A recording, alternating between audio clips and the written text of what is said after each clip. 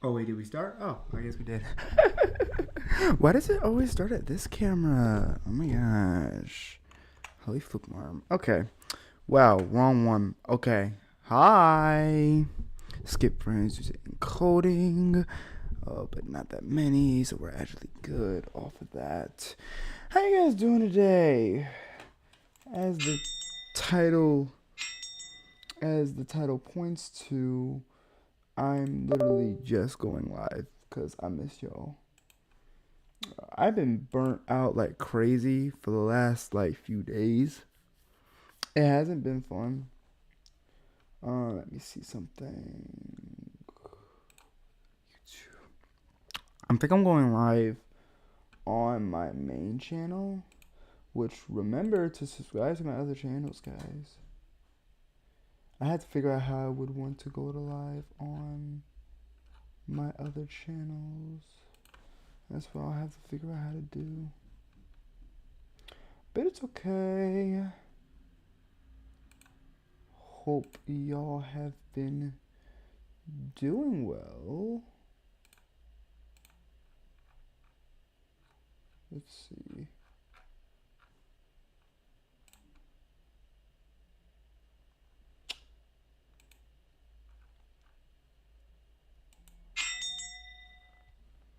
Continues to get notifications.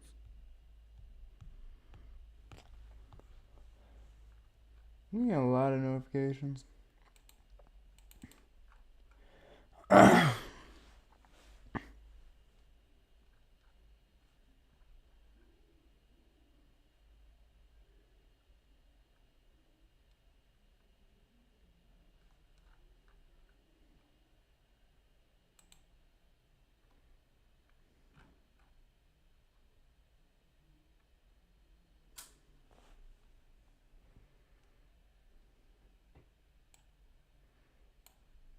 Okay, 1 second.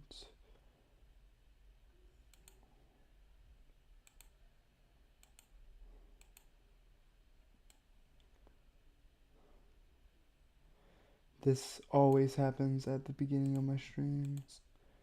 I always have to make sure each flipping thing is right.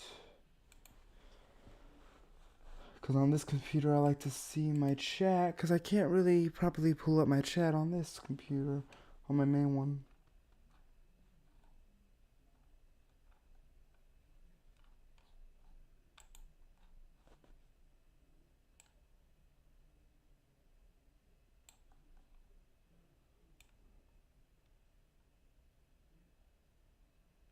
All right.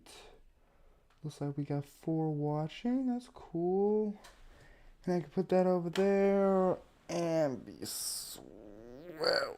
Holy. All right. Hope y'all are doing well today. I'm doing all right. I've been burnt out like crazy for the past few days. Hasn't been fun, not gonna lie to you. Really hasn't. Um, and just for the love of the game, I was gonna go live and do random stuff. I don't even know what I'm gonna do on the live. Really, I don't. But I did have a weird idea, which lines up with what I've been doing. If you follow me on Instagram, which you should definitely follow me on Instagram because I've made multiple promotions for my Instagram. So please follow me on Instagram because we do a lot of fun there, things there, and I talk about a lot of stuff there. But either way, I wanted to just randomly do a Nerf gun tier list for the love of the game, really, because I used to want to be a toy designer. I still kind of want to be a toy designer, but I just don't really do it at all anymore. But I did buy a bunch of new Nerf guns just for the love of the game. So we're going to be doing that. Okay, so it looks like we have, what is SS like? I think I'm gonna put SS as like top tier. You know what I'm saying? Which honestly, none of these Nerf guns are really gonna be that because all of them have some sort of problem and design flaws. I know because I've studied so many things about Nerf guns for so long. I think I kind of need some music. Hold on. Hopefully I can put music. Hopefully I can play music without being copyrighted. I should be able to.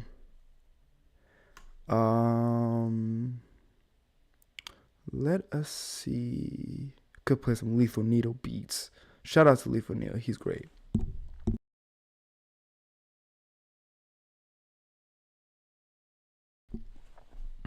Had to clear my throat. Let's see. Oh. Could play my background music. I could do that. I could play my background music playlist. Why don't we do that? I'm going to play my background music playlist. I may stop like mid. What the heck is that? Oh, would you look at that?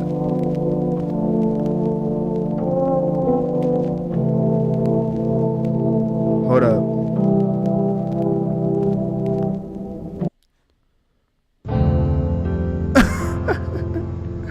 We go straight to Sally Face. Yes, I told y'all I love that song. When I looked at it inside of the game, it was absolutely amazing. I told y'all I was gonna look for it. Okay. So SS is going to be like absolutely amazing. F is garbage tier. What are you talking about? You know what? I'm gonna try to make this simple. I don't think there should be any D.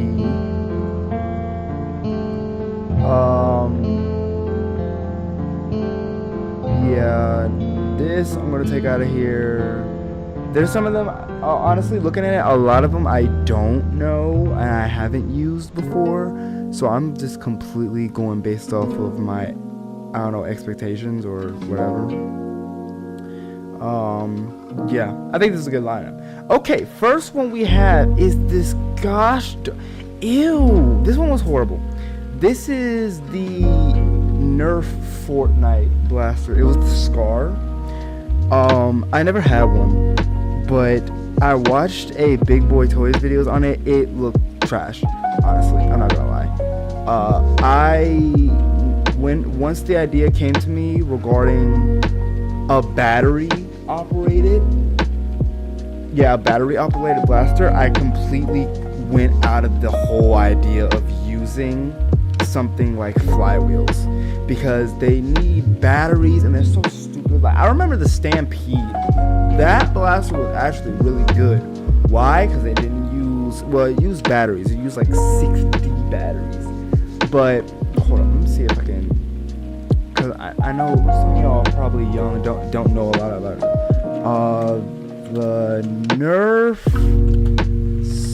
Stampede. Yo, this was tough. This blaster was tough back in the day. So this one, it was battery operated. Like I said, it took like 6D batteries. But the thing about it is it wasn't a flywheel blaster. It operated via a gear system, gear and spring system, of course, where it, like, when you pulled the trigger, it made the spring go back and it let it go, so the spring went forward and used the air pressure to launch the dart out. It was really cool. It was. But flywheels kind of went out of their luck afterwards, so I'm putting that in F tier. What is this one? Oh, that's that little pump action one. I never had that one, never saw it fire, but I actually have seen it fire. I have seen it fire. I'm honestly gonna put it at B. I know it has slam fire. I don't remember it being that bad of a blaster, honestly. So yeah, we're gonna put that at B. This was the first rival. Of course, this is going A tier. Ew, I hate that. Okay. This is going A tier. This was the first rival. That was the first rival. I hate the design of this gun. It's going in C. Would you look at that? I don't know. I do have this song on my playlist all the time. I love this song so much. You guys don't understand. I hope it's not too loud.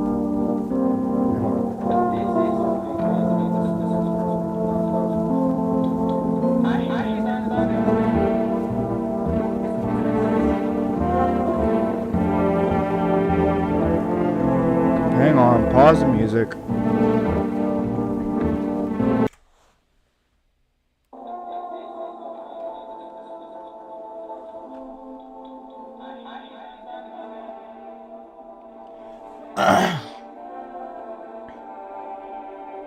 Hang on, guys.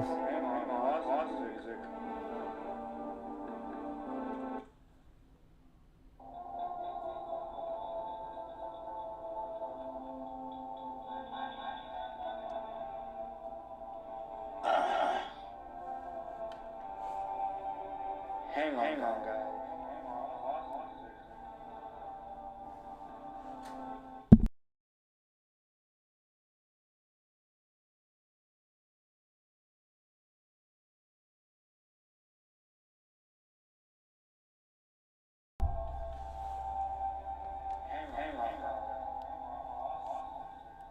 Wait. Cause my voice is doubling for some reason. I don't know why.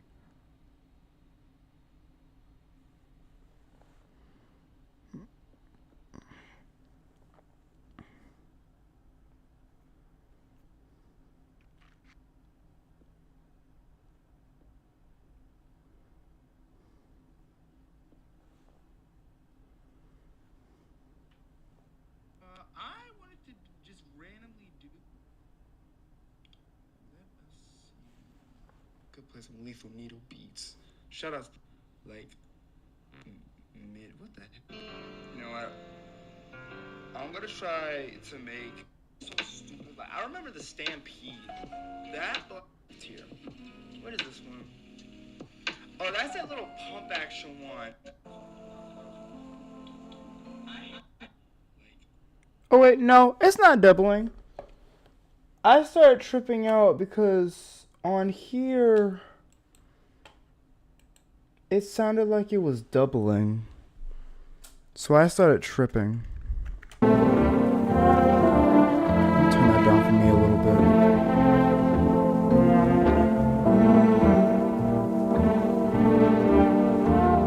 bit. Okay, back at it. So, yeah, that was the first rival. That one was peak. This one, I never really had this one. I'm gonna put it in secret, because that one, same with this one. They're the same blaster. The Centurion, I do know a lot of people that say this thing is trash. But I'm putting it in, I'm putting it in B tier. B, why? Because I do like the design. I do. I had one of my friends had this one. It was yeah. Now this one, I never had it. I never shot it. But if you know Big Boy Toys, then hold up, I forgot you didn't see it. If you know Big Boy Toys, then you would know that this blaster was like revolutionary back in the day. Or Gun vs. Gun, shout out them. That's a channel I watched all the time. I think I'm putting you in A tier for nostalgic purposes. I feel like the nostalgia really covers it. Like a lot. I'm not gonna lie to you.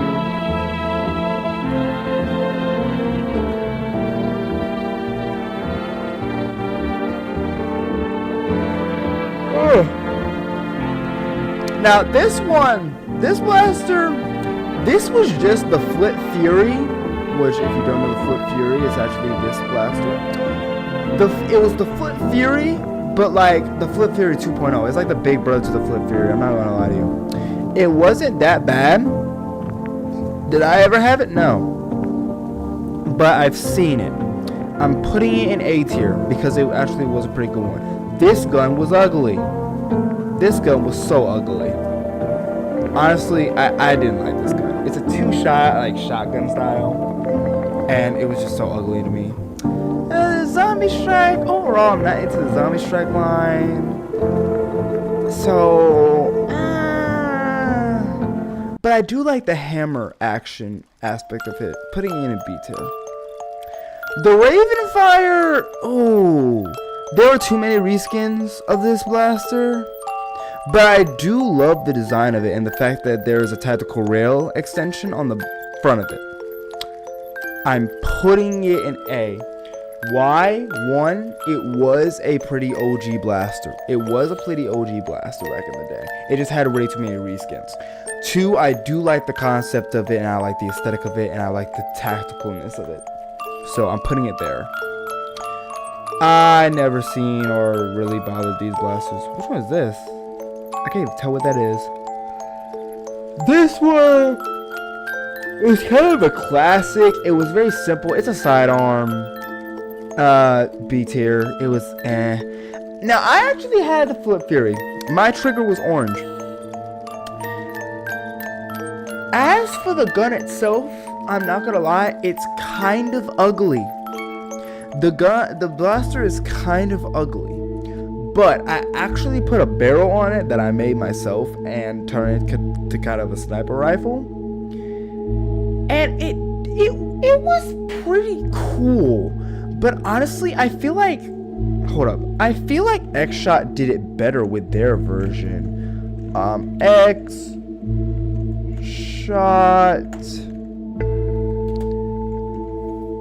What? I'm just gonna look at Flip Fury. This is the one I saw in the store.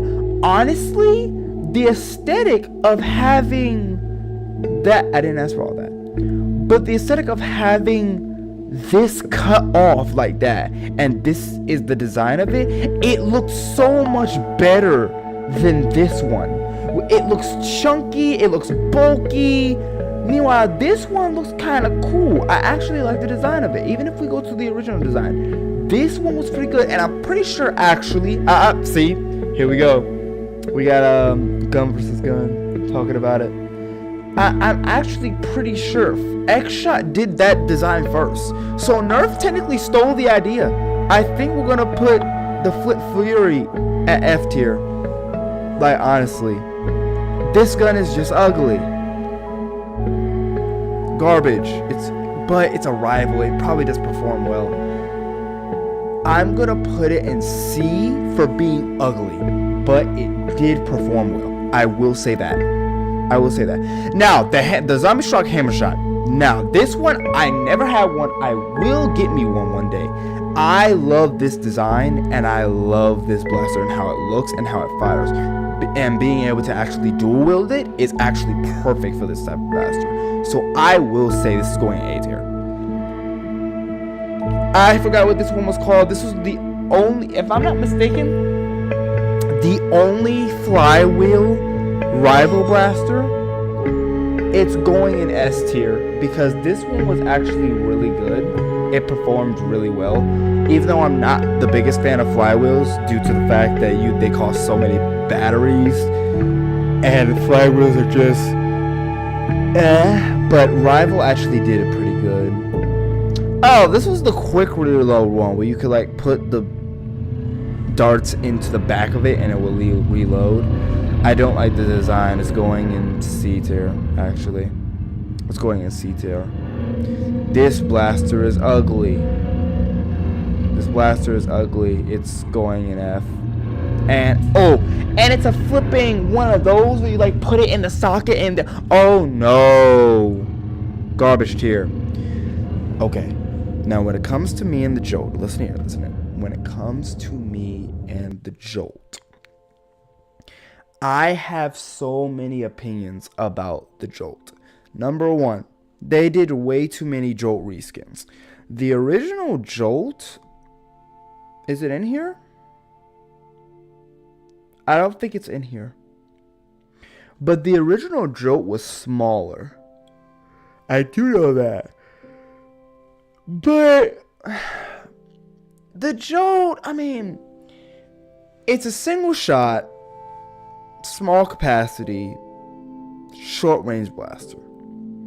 It does its job. I have a Jolt where I modified it to where it can actually fire half length darts. I modified it myself. But the crucialness of the Jolt, it does what it's supposed to do.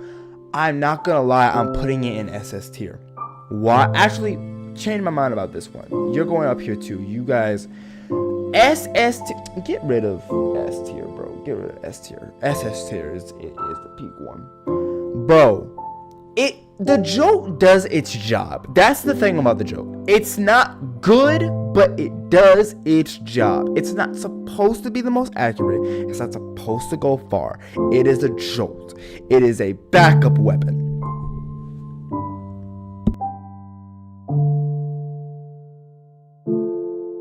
You know, I just realized Minecraft music was playing in the background. The Chronos. Of course. Bro, I hate the clicking. Of course it's going on here. That was like a 5-round capacity. This is going in the garbage. That's going in the garbage. I'm sorry. The long shot. Now, I think my dad had this one. I never fired it, but the long shot looks so good. A tier. I was always a side.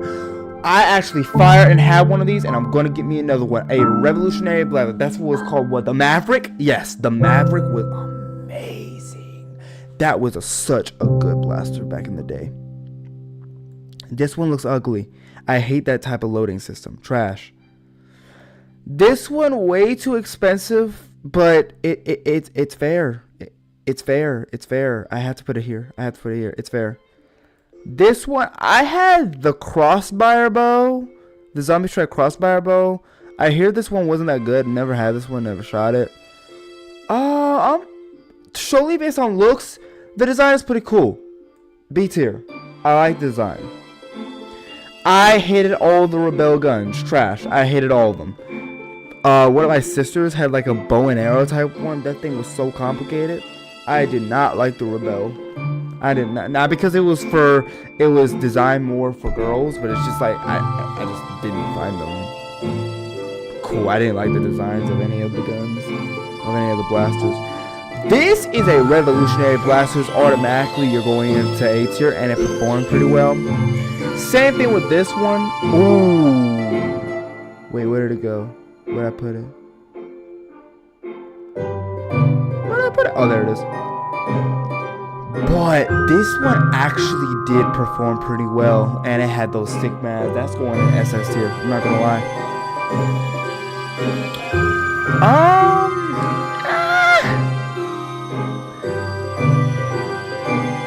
That one, I forgot what this one was called. B tier, because the Accu-Strike blasters weren't actually that good. I had an Alpha Hawk. I love this blaster's design, but that front barrel is absolutely ugly. You're going in C tier. This was the original Jolt, and honestly, this one looked and was designed better than the Jolt. I'm not gonna lie. Should we switch out the Jolt? The Jolt's going into A tier. This one was the better one because this way it had on the thing on the top. You pull that back. That's how you load it. It was honestly so much cooler and so much more compact. This one, I forgot the name of this one, is going in B tier because I hate C tier. I hate that design, but I do remember, God, the tactics of the gun was actually pretty cool. Yes, I'm playing Kingdom Hearts music. It was on my playlist. Almost done here. This blaster is kind of ugly, but I did have one, but it was a reskin of it.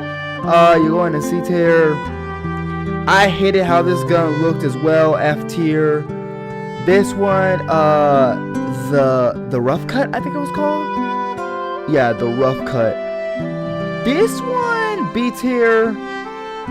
I do love this design. It's going in B tier as well. I used to want this one, but it was one of those reach loader blasters. It's like, yeah, one of those. So they didn't really perform well. You're going in C tier, but I did like the design.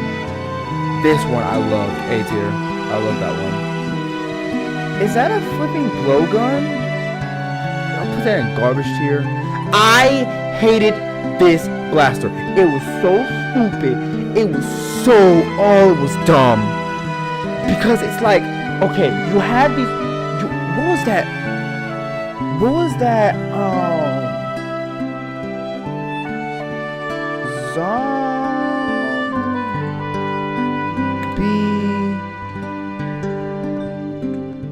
Hold up. Strike. That one was this sick looking thing. The sledge fire. So how this little Egypt worked? Oh gosh, it's not a bad price for it because it's trash. But you see these cartridges, right? It comes with these cartridges, and you have 3 shots at each of them. You gotta flipping break this thing down. You gotta it like folds. You put the cartridges in, right? You put the cartridges in. You fire 3 darts at the same time. It's a shotgun style. But if you lose those cartridges, you're cooked. You're cooked. If you and the worst thing is, they don't even sell the cartridges single. They don't even just sell the cartridges. They don't. You have to buy a whole new blaster. It was dumb. This thing was utter garbage too. This thing was like one of the first revolvers that Nerf had, and it was absolutely amazing. A tier. The Strife had good tactics. It was like the first flywheel blaster. It was pretty compact when you wanted it to be. The Strife is revolutionary. The Strife is revolutionary, I'm not gonna lie to you. This thing, all bows in Nerf were just trash. I'm pretty sure you're seeing a pattern here. All of the bow types were trash. This one, though the design was kind of cool, I do not like these side loader type guns. So F tier. This one, I hate the design, but the tactics were pretty cool. C tier. This one was pretty good. A tier. And finally, this gun was ugly. Trash. Trash. That's my Nerf gun tier list. That is of what they gave me. These ones, yes, these are very valid. These are the best ones. These are right under those. Being good, but just not the best. B tier. Yeah. That's what I had to say about that. I'm not even gonna lie to you. I always like to download my tier lists because I may look at them later. Who knows? But yeah, so that was my Nerf gun tier list. Why did I do that? Oh my gosh. Bro, my tooth kind of hurts.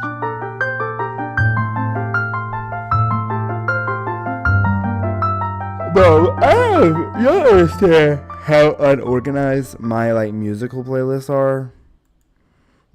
I'm currently in my background music playlist where, as you can tell, these are just music for background music. And one of them, yes, is the Chill Guy song.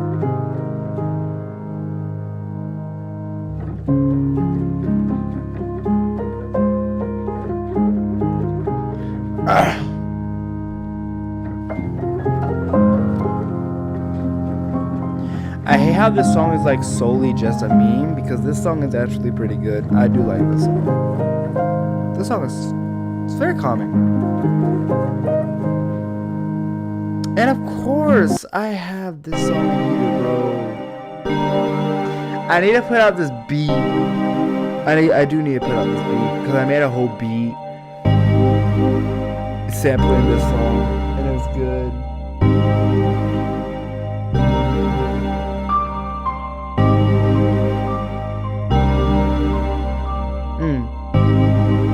When I first heard this song, I still haven't uploaded my Lone Survivor playlist. Wow. Okay. Wow. Hold up. My Lone Survivor playthrough. I didn't play the whole game. I made like one episode about it. I don't know if I'm gonna actually finish that game.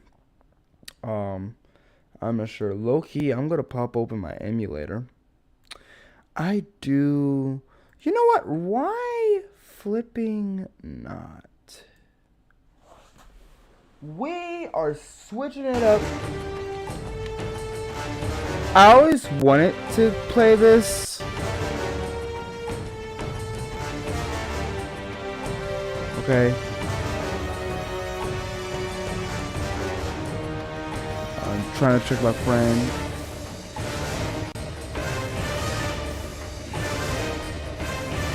Okay. I'm going to attempt to play God of War. The first original God of War, mind you. Uh-oh. Oh shoot. Wrong screen. We're gonna do it like this. Okay. Hero. Spartan God. Very hard. We're gonna do hero. We're gonna do hero. We're gonna do normal. The gods of Olympus have abandoned me. I mean, yeah, Kratos. Bro, this is old Kratos. This is Kratos when he was a menace to society. Now I have no idea if this is gonna work or not. Now there is no hope. And Kratos cast himself from the highest mountain in all of Greece. Okay. After 10 years of suffering, 10 years of endless nightmares, it would finally come to an end. Death would be his escape from madness.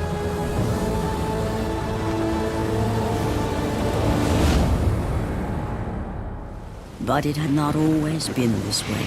3 weeks later. Early on. Kratos had once been a champion of the gods. Foul beast! I will send you back to the depths of Hades! Bro, this is back when Kratos was crazy. Uh-oh. We're experiencing some speed issues.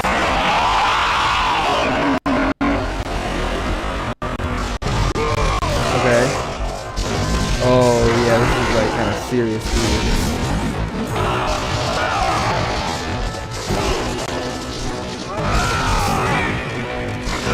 I don't know if we'll be able to play this, guys.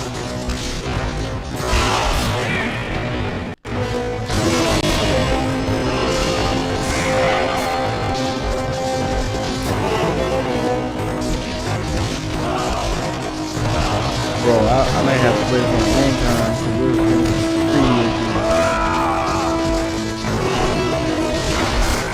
Type B, okay.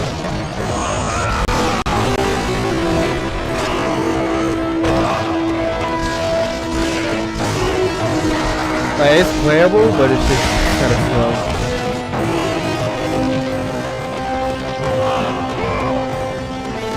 Oh, so I can grab him?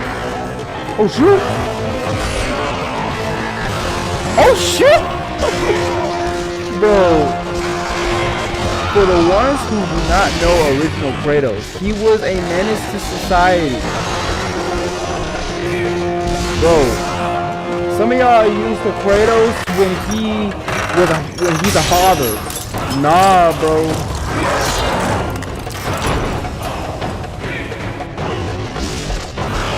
Oh yeah, when the actual gameplay is here, we get pretty serious, guys.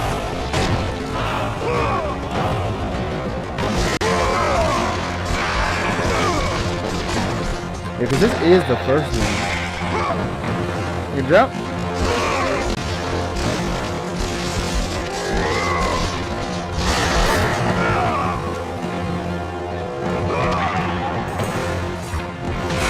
Bro, I stab him with it and swing him around.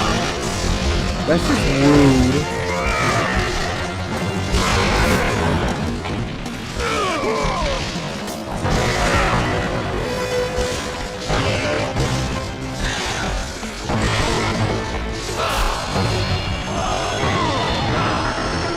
Shoot. Bro, I'm just waiting for those times where I get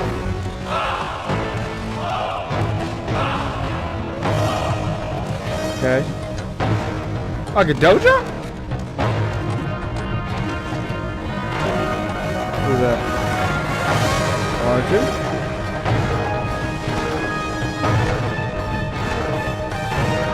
Oh, I'm sorry. Gotta keep spamming. Press X and hold R2 to open chest. What a weird comment.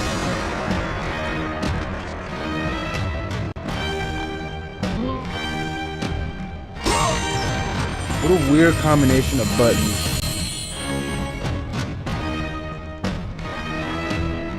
Okay.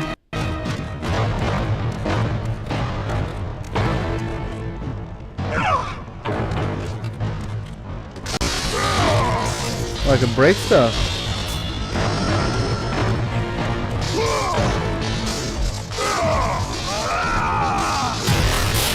Oh. Yeah, I don't know about this game, guys.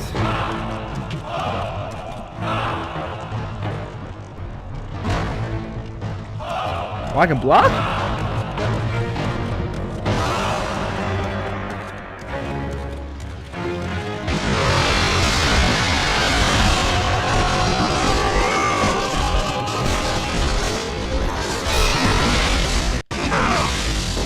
Okay. What's up, Gavin?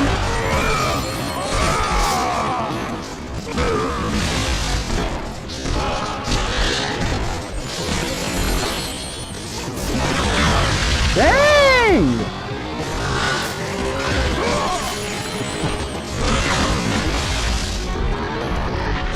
Alright, doing a lot of damage here. Yeah, I got a few powers. Oh, that's cool.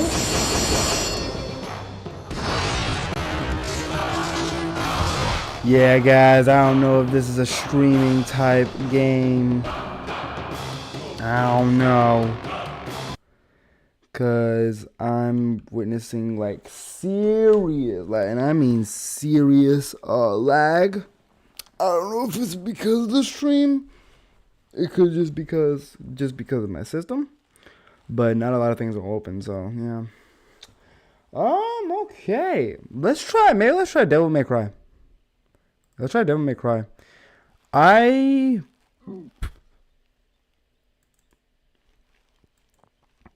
actually started this game, but never finished it. You're the man who lost.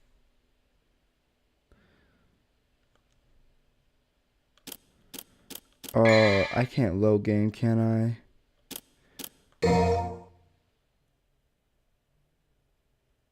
Oh, shoot. Do I still have my... Oh, I do still have my save. I think I do still have my save. So I don't have to restart the game. I got to like mission 3 or something. I forget. Mission 4. Can I power up first? Let's see.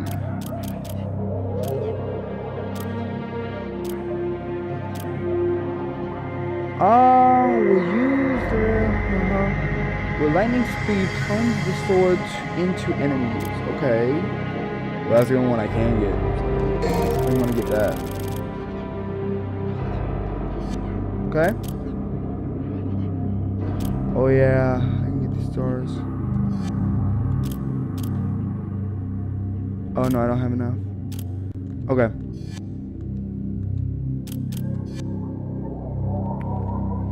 I actually did start watching the Devil May Cry anime. I did. Oh, am I back here? Where am I? What's my objective?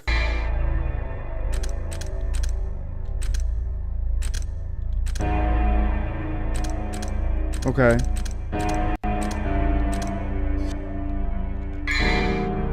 Oh, that's how you do it. Okay. So, where am I supposed to go?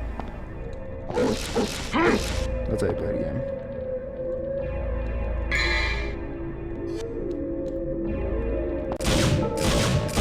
Okay, that's how you do it. Okay. Cool. Oh yeah, and triangle is jump. This game's kind of weird. So...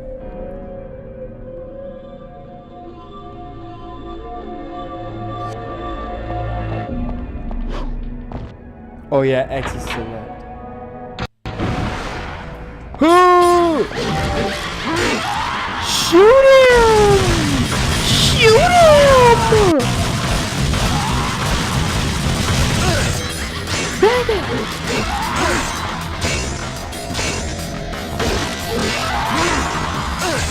Ow.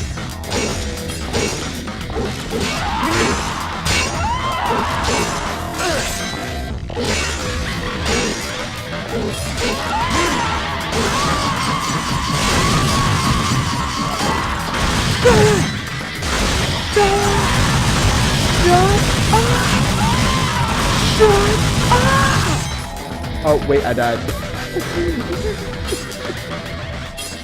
Wait, so what's my objective? Hold up. Which do I have? Oh, I have 3.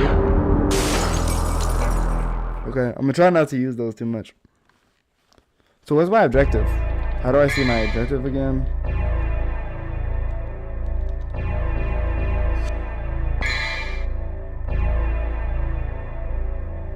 Because did I kill the spider? Whoa. Oh! Okay. Where am I? I'm on the first floor. I need to go to the second floor. Okay.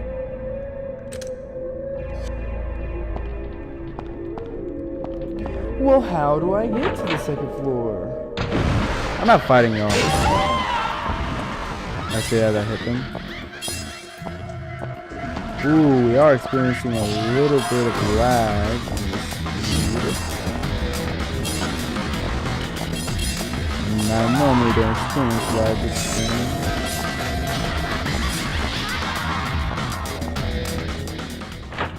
I may want to run this as administrator. Can I go in here? Oh, I can!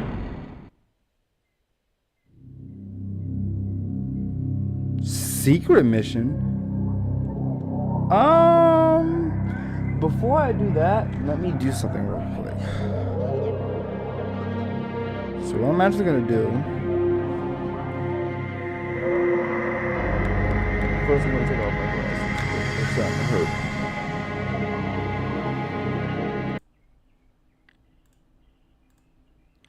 I'm gonna shut this down. I'm gonna minimize that. Then I'm gonna close the thing. I'm gonna go to my program files.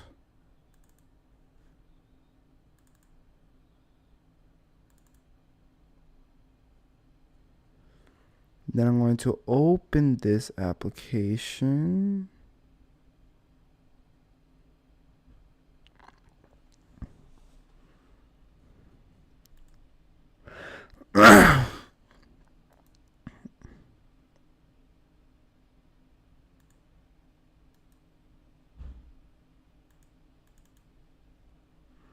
Okay, we'll open it.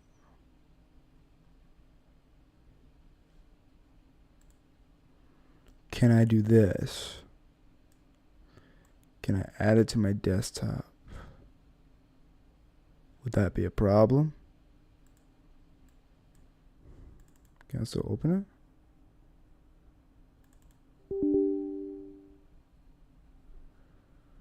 Ah, it's not found. It has a specific location. Okay. So do me a favor and take that and put it back in there. Now we can open it. Okay. Ah, here we go. Take that. Run as administrator. Yes. Okay. So now we're running my emulator as the administrator, not my OBS. So theoretically, this will possibly help the game run smoother. I am not a computer whiz. I just know what I need to know when I need to know it. There we go. Alright, let's do the secret mission. Get out of this!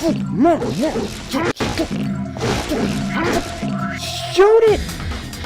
Shoot it! And yes, I did. Feels like it did that. Shoot him! Kill him with fire! Oh shoot. Wait, do I have to do it in my hand? I didn't know that! Double trigger! Yes! Shoot him! Shoot him! Yeah, I ran out of time.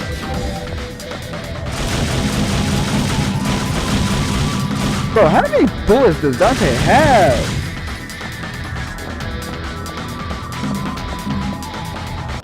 Am I allowed to leave? Did I complete the mission? Oh, I failed the mission. I'm sorry. I think I failed the mission. Okay, that's fine. I'm trying to get to the 3rd floor. I think I know how to get to the 2nd floor.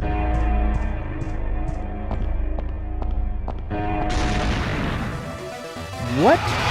It's the spider again? I already killed the spider! Stupid! Wait, am I supposed to run? Am I supposed to run? What am I supposed to do? Okay, chat, what am I supposed to do? I'm still alive? Oh. Okay, well, dang. Yeah, sure.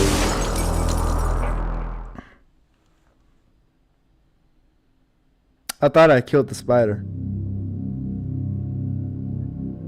No. Oh, I guess I can try the secret mission again. Kill it! Kill it with fire! Shoot it! I love how he automatically like aims to whatever is closest to him.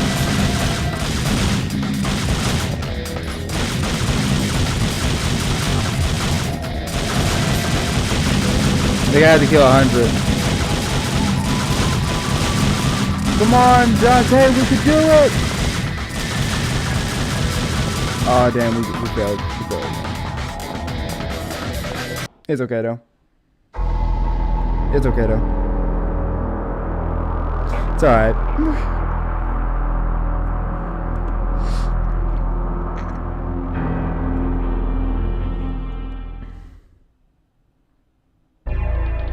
So I think I'm supposed to run from the spider.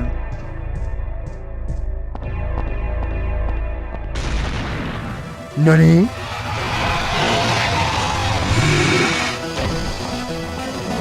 There's a spider. Dang!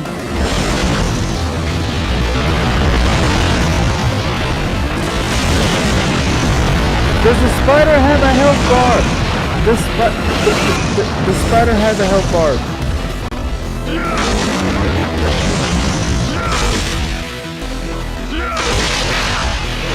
Yo, what am I supposed to do? This is why I quit this game in the first place, bro. This is... Oh, do I have to use it? Oh, shoot.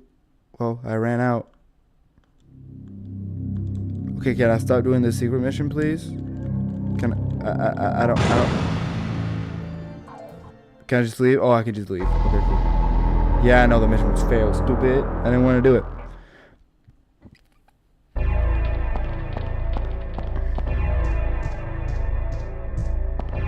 So we're not supposed to run away from it. We are supposed to kill it again. Again. Tired of this stupid spider. Oh, God. Okay, bro. Bro. Whoa, how am I supposed to dodge that?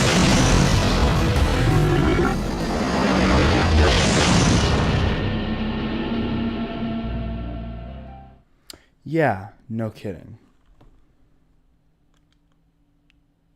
To screen, no.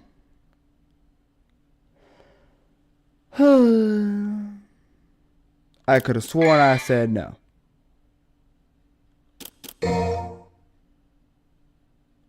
Yeah, this one. Okay. So maybe let's try this again.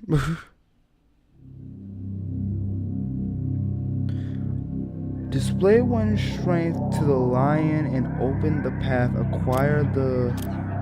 I don't even know what that is.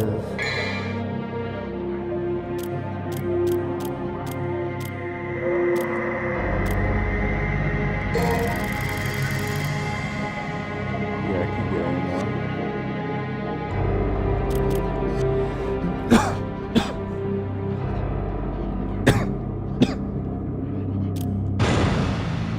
Okay.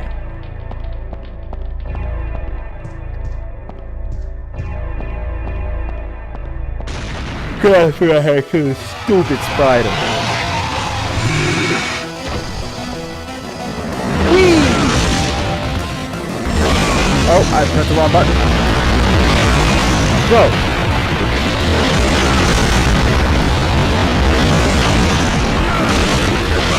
Oh my god. Bro, are you kidding me? I'm sick and tired of it just shooting stuff at me.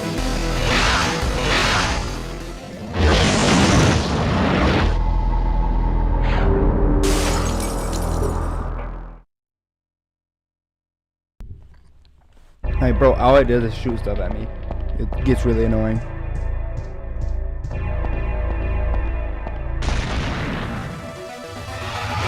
Does it have the same thing where if you hit it, it won't shoot it at you? Bro, stop! Bro! Jump the fireball! You're really gonna make me mad! Bro, he wouldn't jump the fireball. Does it still have the thing where if you hit it, it won't do the fireball, but it will actually hurt itself?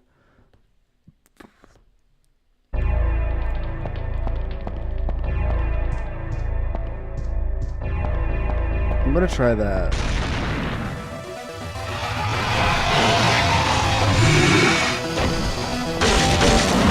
No, it doesn't. It doesn't. It doesn't. Freak. Freak. And I'm supposed to kill stupid spider.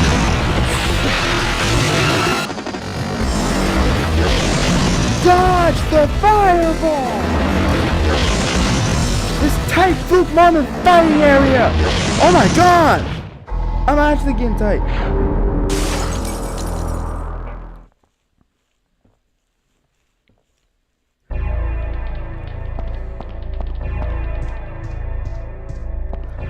Like, bro, how am I supposed to beat this stupid spider?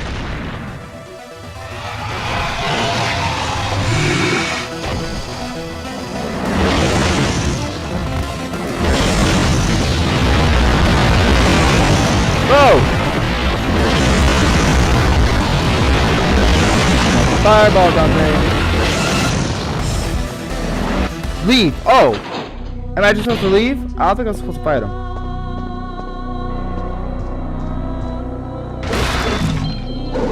What is that? Okay.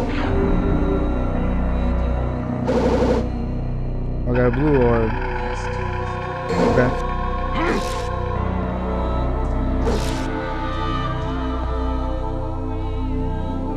There are reports of incidents that occurred in the... Okay. Most of the instances that occurred at night. Just... Okay. As if the night had turned the people mad. Okay.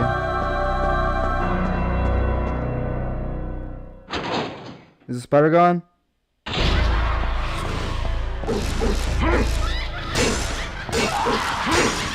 Shoot it! Shoot it! Shoot it! Shoot it!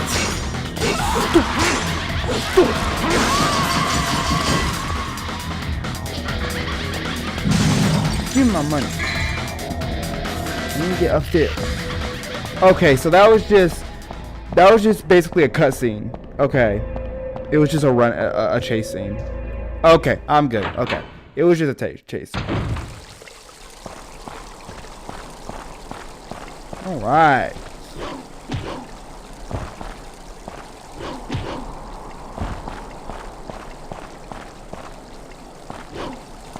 Okay. I didn't mean to gel the trigger. I'm on the 2nd floor. The fluke mom do we get to the 3rd floor? Maybe through one of these doors? Maybe, theoretically, hypothetically. There's a statue of an angel. Oh god, okay. Jump! Oh. What's in here? Alright, what floor am I on now? I'm still on the 2nd floor. Okay. There's another door over there.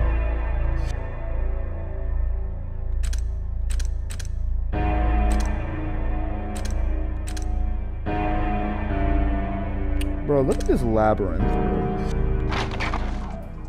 Nope, I'm not fighting you. We're not doing that.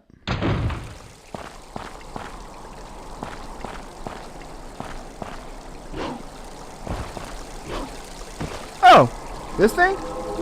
The ominous power corner and now allow me to come any closer. Before I can confront the lion, I'll need a sign. I shall use the pride of the lion. Yes.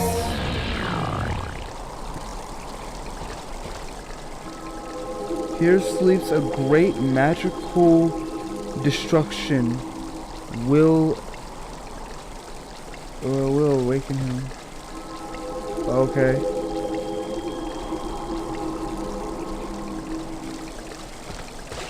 Destruction. Okay. Keep biggest circle is jump. It's an encarving of a lion. There's something written. Only those who the lion has accepted can set me free. Okay.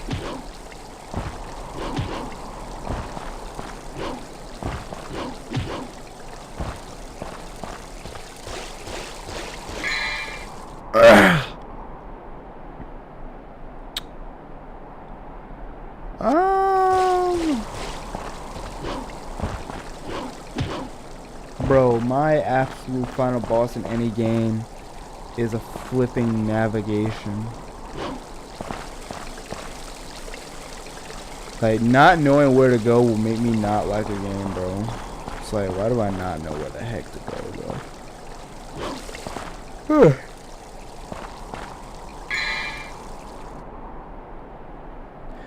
Where is that door?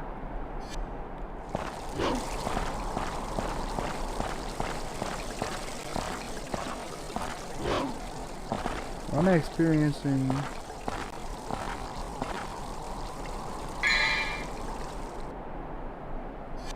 Is that a door?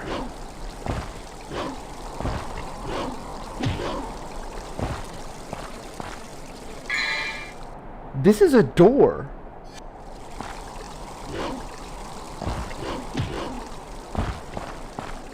Alright, I'm gonna go in here right now. Get out of here.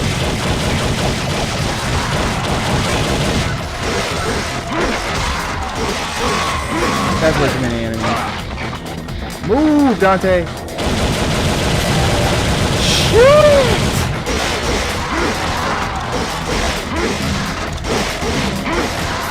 Double trigger.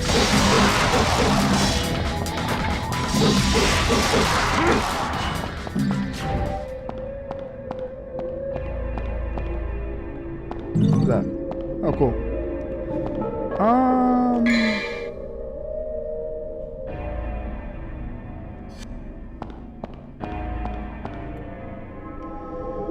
There's something engraved beneath the opening. This is where the guiding souls gather. Can I break it?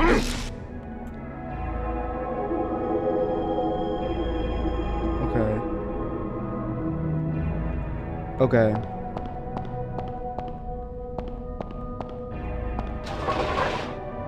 I do remember this area. I'm back to the 1st floor.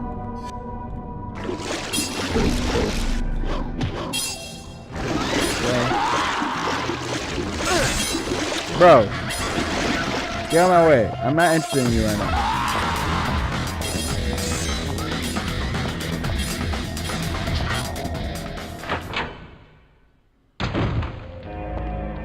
And we're back here. Okay.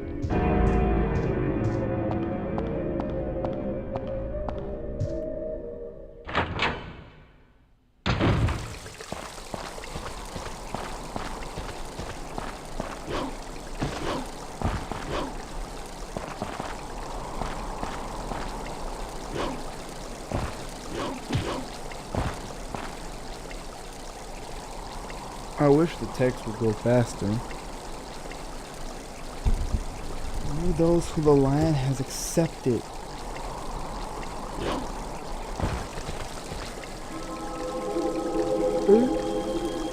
A gatekeeper. He's a gatekeeper. The gatekeeper.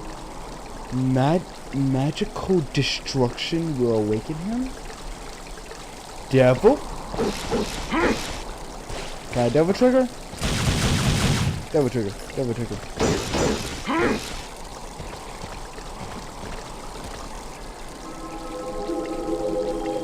Magical destruction.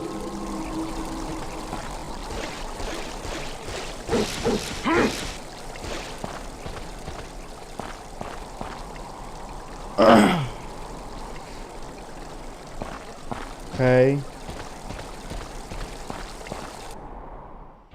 Well, I'm lost.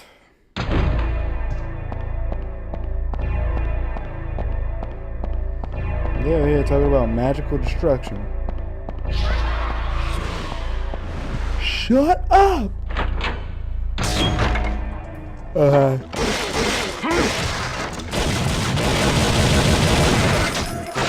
Hey, yo! Come on now!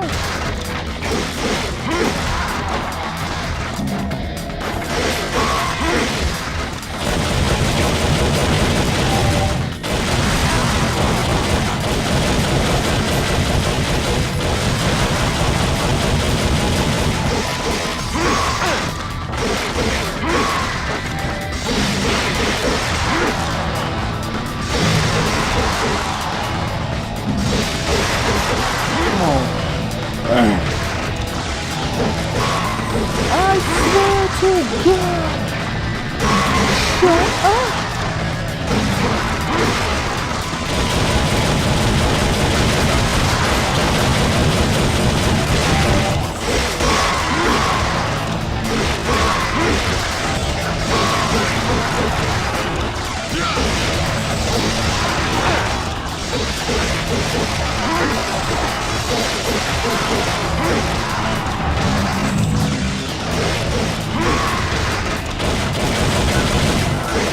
It just lands, it's so shooting.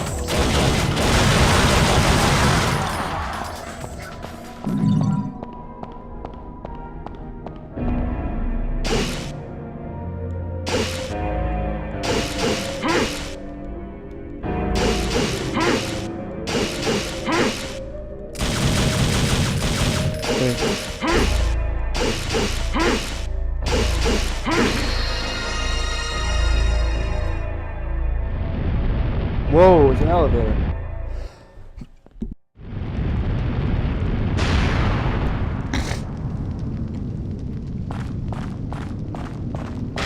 Oh wait, I remember this. I've already been here.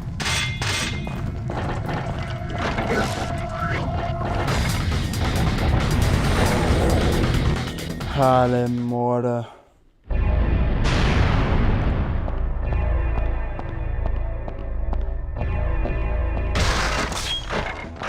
I'm not dealing with that right now.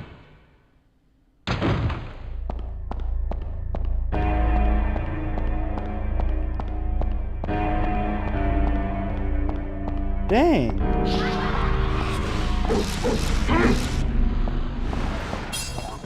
Like I said, one of my worst things ever in a game is being lost. I hate being lost. I think if that's what we're gonna pack up Devil May Cry, I'm not even gonna lie to you. You know what I should play though?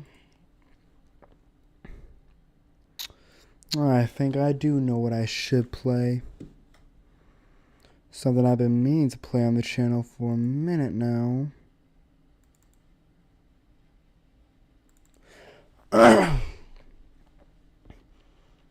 Did I already say hey? What's up, Gavin? Did I already say hey to Gavin? I don't remember.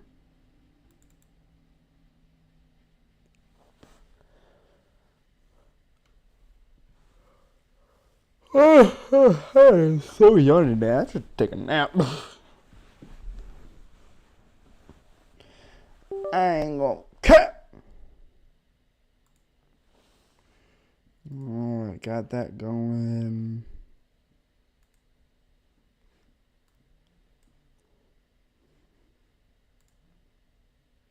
Bro, I should play Granny. I know, guys. I still have the episode 3 of Sally Face to do. I want to do it, but I feel like I just have to be like more energetic for that gameplay, bro. Like that one's gonna be a interesting one. Oh yeah, I did get Darkwood.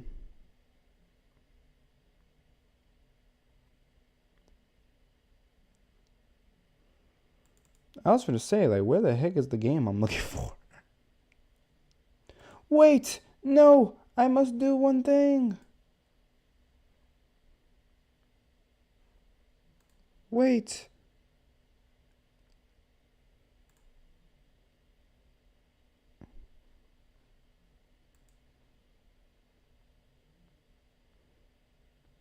Okay, are we good? Are we good? I think we're good. I think we're good. I think we're good. Hey.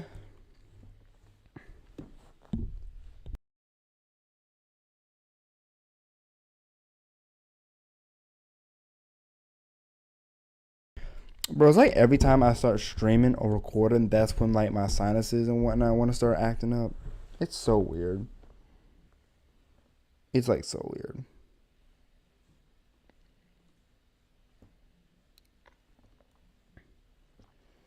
Guess we gotta wait. Guess we gotta wait. Just gotta wait. Just... Bro, I can't wait to watch Over the Garden Water again this year.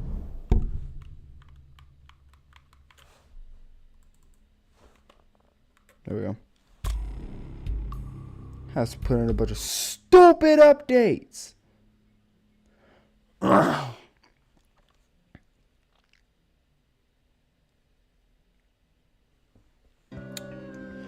There we go. Yo, welcome to arguably one of my favorite fighting games of all time. Shadow Fight Arena. I absolutely love this game. I actually have dealt with all of these Shadow Fights. See, did I ask for him, bro? That skin, that.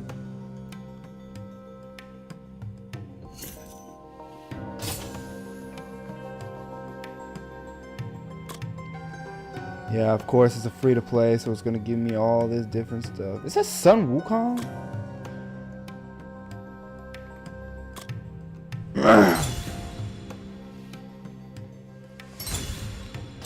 Sure. All right. Yep. Oh yeah, Shadow Fight Arena. Bro, this like game was absolutely revolutionary. Did I press the wrong button? I did.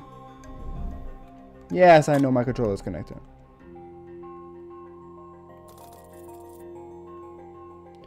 Let's see. Sure, I don't really like that character though. Ooh.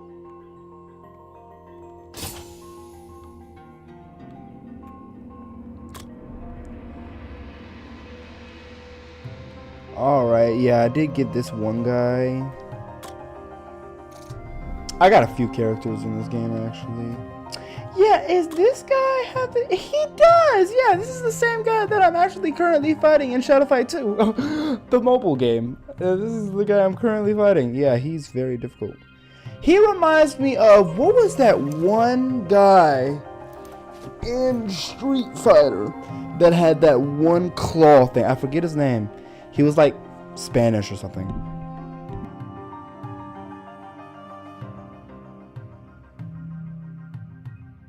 But the character I'm thinking of was like my main in that game. Like, it was crazy. Hold up.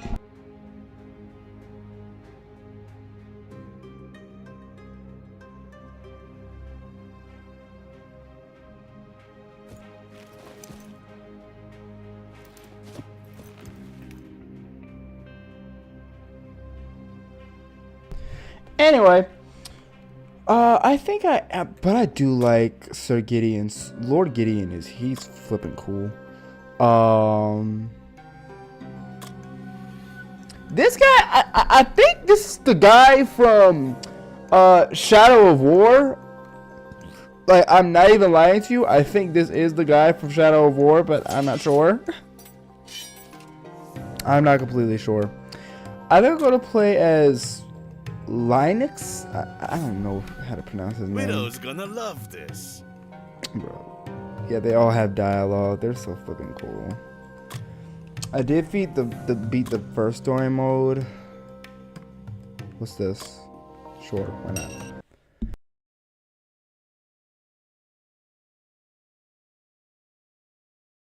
Yeah, something always wants to happen with me and my sinuses every time, bro.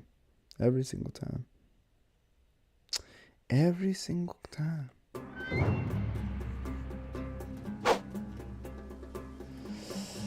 Everyone knew that the Legion's capital was cursed, but it was one thing to listen to tales in a warm tavern, another to stand in the middle of a freezing square. Thick stretch of danger was in the air. Suddenly, the silence was interrupted. Someone was dragging their feet down the cobblestone street. Someone was approaching our hero, which is me, I guess. I guess April is the narrator. The hero tried to call out to the staggering figure, but his shouts went unanswered. Who are you? Somebody about to get cooked. Dang it! Come here. Eat this kick! Come here.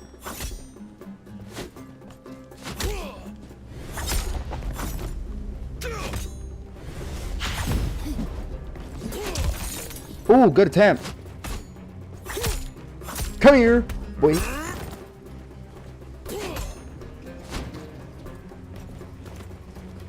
Get ready. Ooh, I almost got him. Ooh, good one. He just jumped, boy. Uh-huh. Yeah, that's what I'm talking about.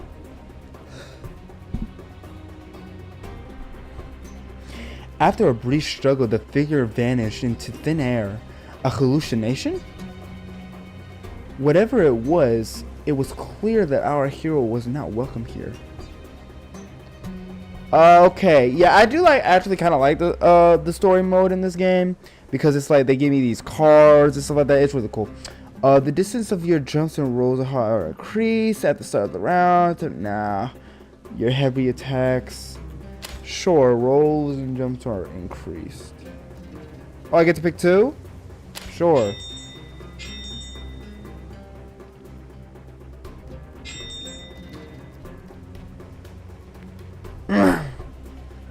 Right?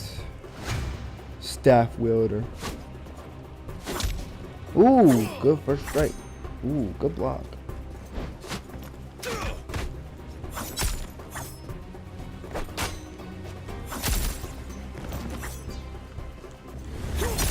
Come here, boy!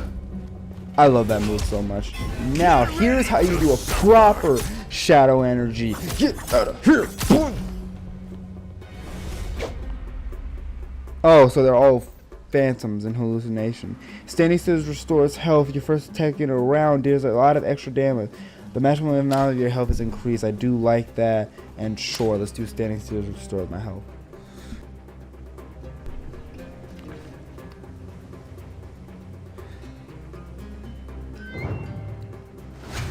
Come on, nah. Boy. Oh, good kick. Good kick. But not good enough. Let's hit him with one of these. Okay, never mind. Boy, come here. Come here. That, keep in mind, that's the base attack. Like, it's so broken. Oh, I hate this move. Wow. Ooh, good one. Good back. Good step back. But not good enough. Come here. Oh. Oops. Move in.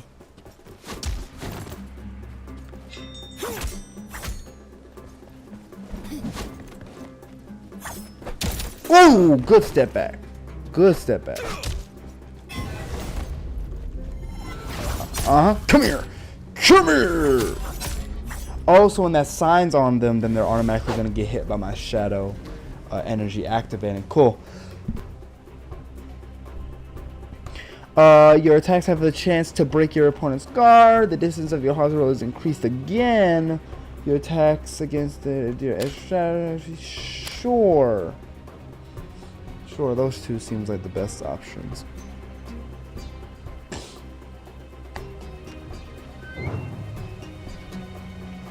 I'm gonna make the first strike. Get that face over here, boy.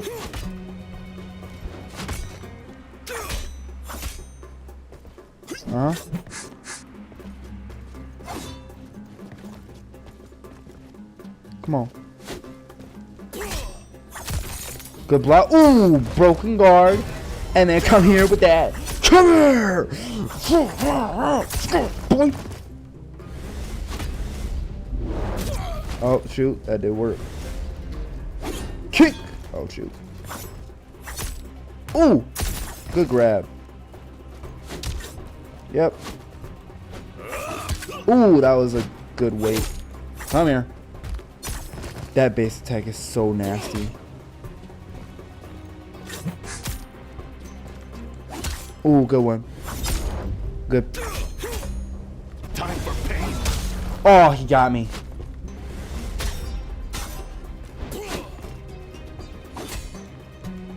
Come here. Come here. He's dead. How many stages are there? When you recover health, your opponent takes damage. As you hop forward, you launch shadow waves. Block your opponent's attacks. Blocked opponent's attacks do no damage. Oh, this is a good choice.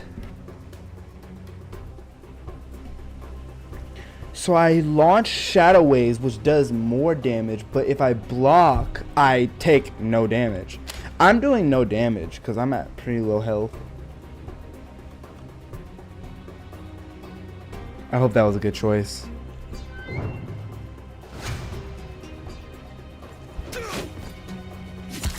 Oh, he got the first.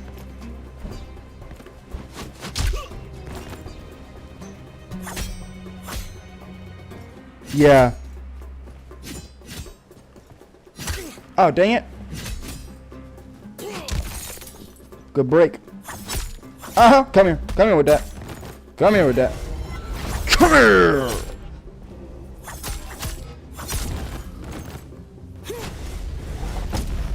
Ah, shoot, he got me. Yeah, I'll use one of those. Come here. Come here. You thought I was dead? You thought I was dead? Stupid. Ooh, come here. Come here. Give me that leg. I was about to say. I'm about to say, give me that leg. Hold up. If you have a chance to completely avoid your opponent's attack, when your opponent deals damage to you, you do some of that damage back to them. When your shadow form ends, your damage temporarily increases. I may do that actually. Yeah, I think I'm going to do that.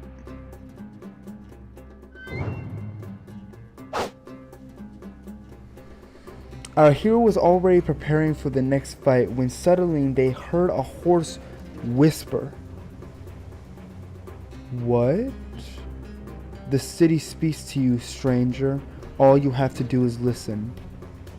Creepy. Bandit has attacked our hero. And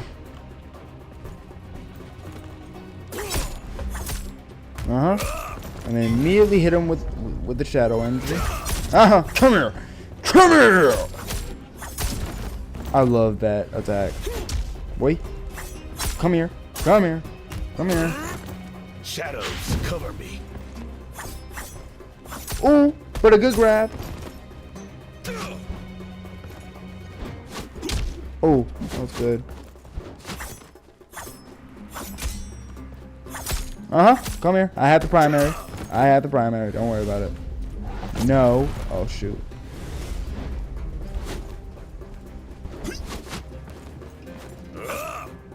Come on. Oh, I forget. I can't just tank hits like that.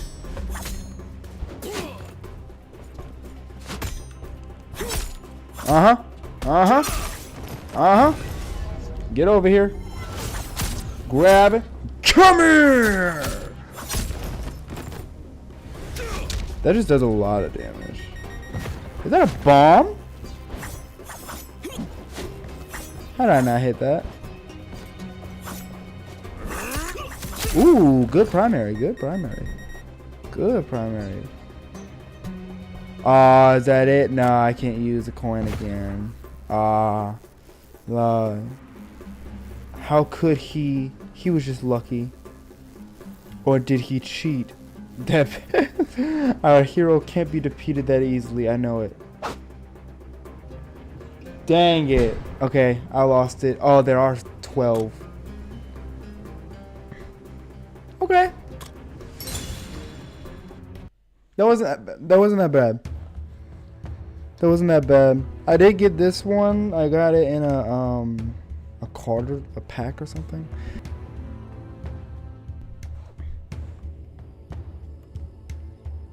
I'm gonna do a regular ranked fight, and I think I'm gonna go with Sir Gideon, cause Sir Gideon is flipping cool.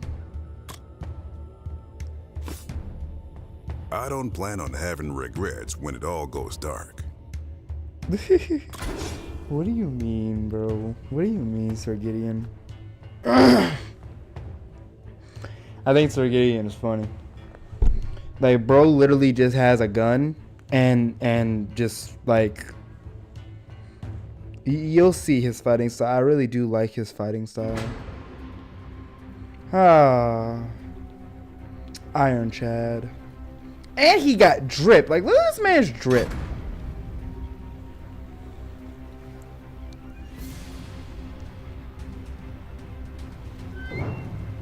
What a fierce soul.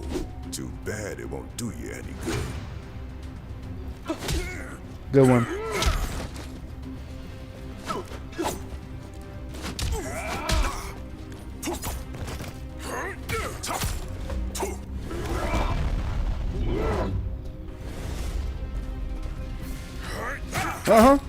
Stab him. Shoot him. I love that. Throw it up. Ooh, got him. That's like pretty much the only freaking. Ooh, got him. Okay. Okay.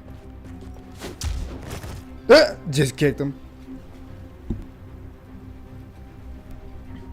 They just casually kicked him in the end of the fight, bro. Come on now. Count your teeth, mate. Iron Chad is funny. He is hilarious. Come on. Bop. Bop. Shoot him! Oh, okay. Sorry. He's kind of undeterred by that. Ooh, good one. Good shadow choker. Uh-huh.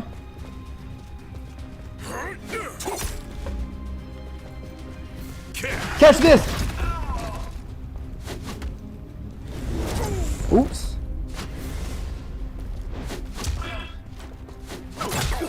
Ooh, good one. Ooh, good dodge.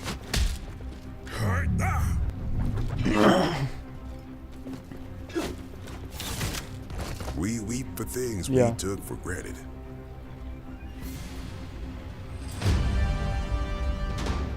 Oh, he wants a rematch? Okay, buddy.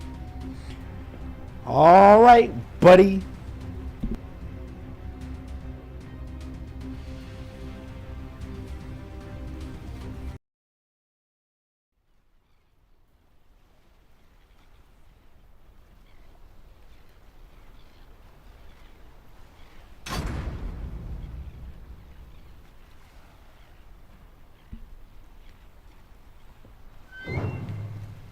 Your life has a price, and I am here to collect. So am I a bounty hunter? Where's the music? Okay. I love the spacing. Ah, got him.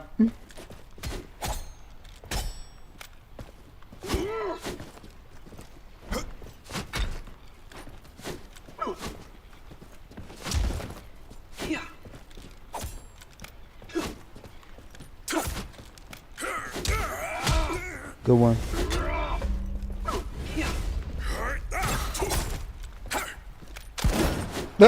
I didn't get him there.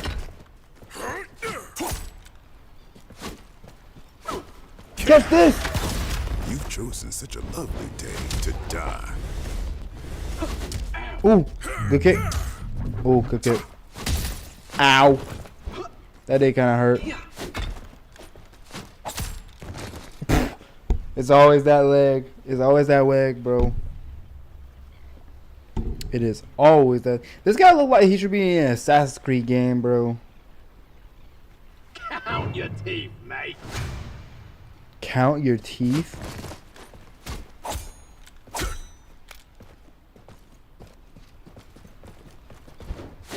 Ooh, good dodge. Ooh, good throw. Good throw. Good throw.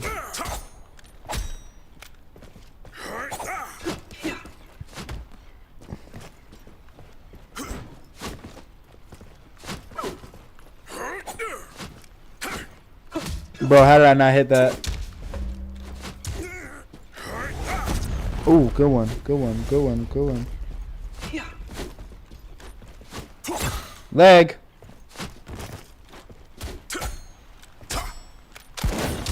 Oh, really? That missed. Catch this! Oh, dang it. Do it, bro. Oh, my gosh. Oh, good throw. He kind of got me right now. Whoa, whoa, whoa. What is that?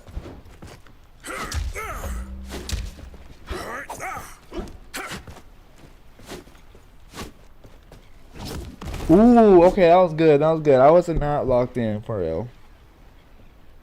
I was not locked in for real. That was a good throw. That was a good throw. Don't mistake me for a devil. I'm something much worse. Uh-huh.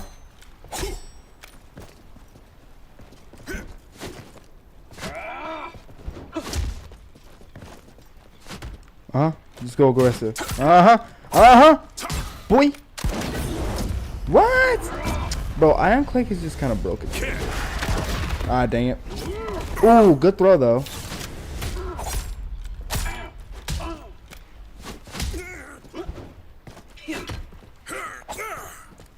How did I not hit him? Ooh. What a kick.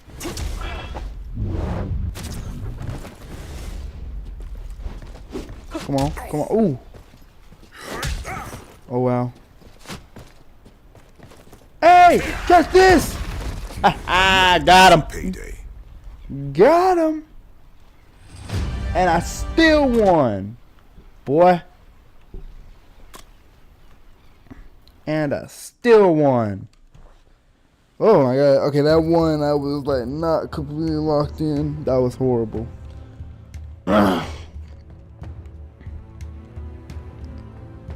Okay. I'm gonna try out sure, this guy. I bought this guy because he looks The so Shadow cool. Legion is at your command. Bro, he had like one line where I think he says something along the lines of like, "Oh, I've spent eternity in damnation, and I don't intend on going back." I was like, "Okay, that was kind of tough."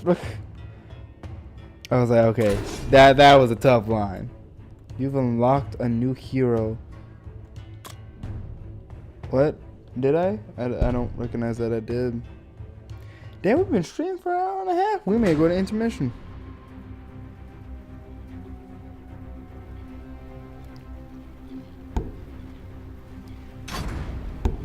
I'm definitely going to live stream Undertale.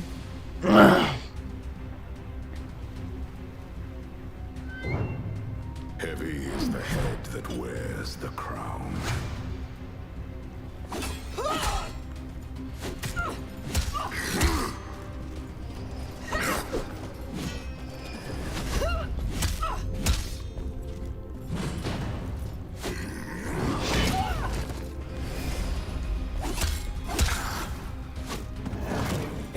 Did she send a dog at me?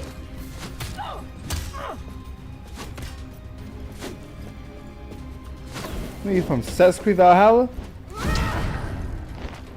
Ooh, throw!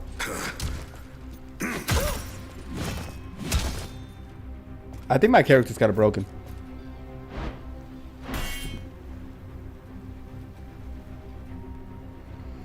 Because I can activate that soul charge where it actually like charges up my soul energy, You my look shadow worse energy. than the last time I killed you, my love.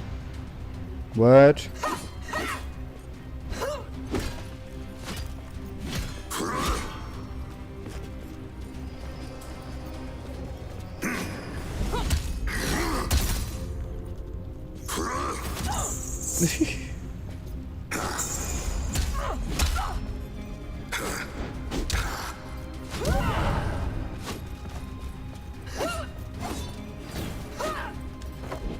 Eat that. Oh, dang. Good roll.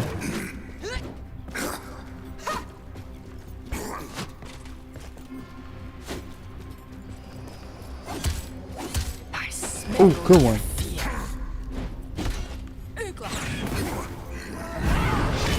Yeah, eat that.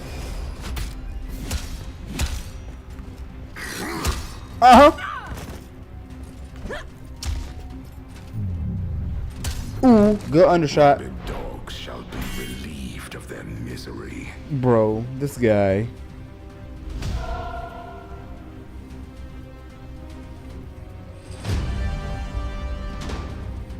That was close though.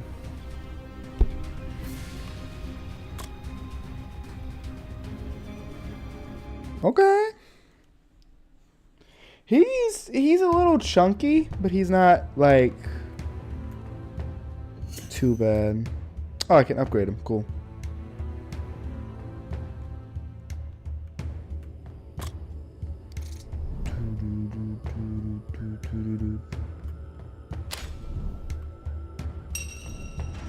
Yep, go ahead and level you up.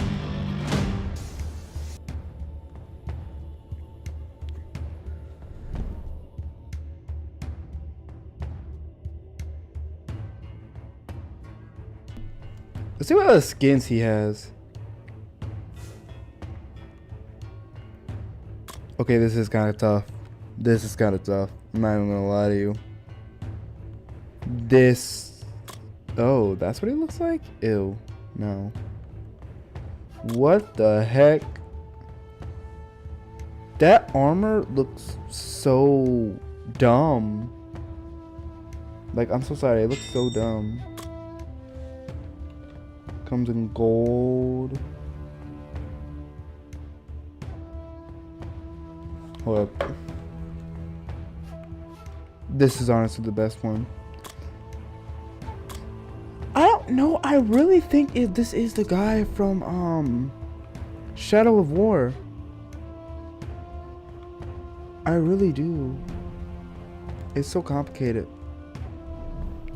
Oh, yeah, I think that's enough shadow fight today. Oh, gosh. How long have we been streaming? For about an hour, 24 minutes. Yeah, I for real just came on here and just like...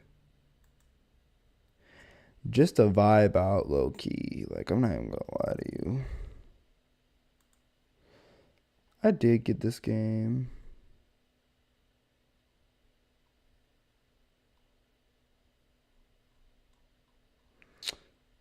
Yeah, I did.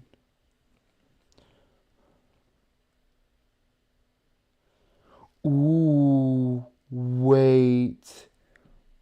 Oh, wait. Y'all don't know what I just saw. Wait. Oh, no. I'm watching this. No, we're watching this right now. Bump Gaming, we're gonna watch this right now. Hold up. I literally just seen this on my recommendations on my other one. Davi Voss is playing Dark Souls? Bro, y'all don't understand, bro. Oh, he's playing Dark Souls 3.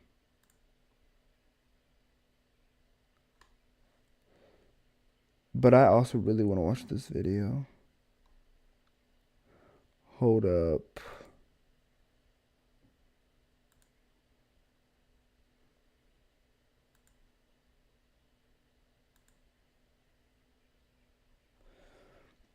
Oh no, this is happening now.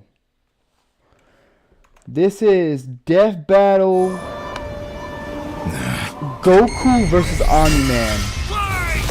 Now, Omni-Man versus Bardock. The ostracized Viltrumite oh wait, and the Bardock. Demon Saint. Okay, I thought that was Goku. I don't know who that And is. it's our job to analyze their weapons, armor, and skills to find out who would win a death battle.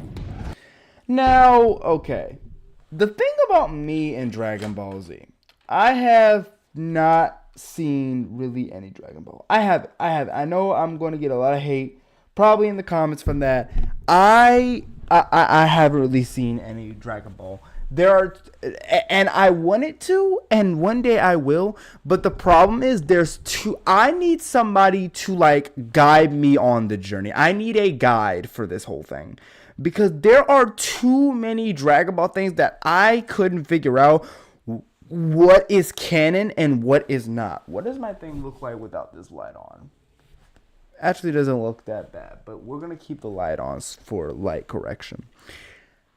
I couldn't find like really what made it so high. I know it's like a top tier anime. It's like one of the OGs of anime. I am a firm believer of Saitama would win a fight with Goku. It would be a fight, but Saitama is winning. I really don't care for the people who are such Goku like glazers, Goku glazers, bro. Goku glazers get on my nerves because, bro, they think this guy is just unmovable. They think this guy is just the best, the most strongest thing ever. No, bro, Goku is kind of aggravating to me, honestly. I'm not even gonna lie to you. Goku was kind of an aggravating character to me. So now I did see the Ultra Instinct a scene. I did see that looked tough. I feel like if you were there when it originally came out, that looked tough. I'm not even gonna lie to you, but just something, I don't know. I honestly I do this all the time. I put in my parlays too early. I am going to watch the video, and after they finish describing all of their powers and ability and all that stuff, I am going to make a decision. Battle. Bardock, who the heck is that? I don't know who that is. Omni-Man, Earth's once greatest hero.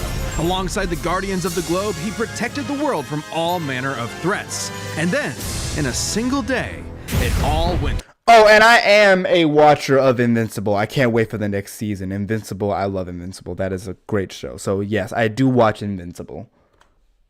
Horribly wrong. Why, Omni-Man? How, Omni-Man? Who, Omni-Man? Who indeed?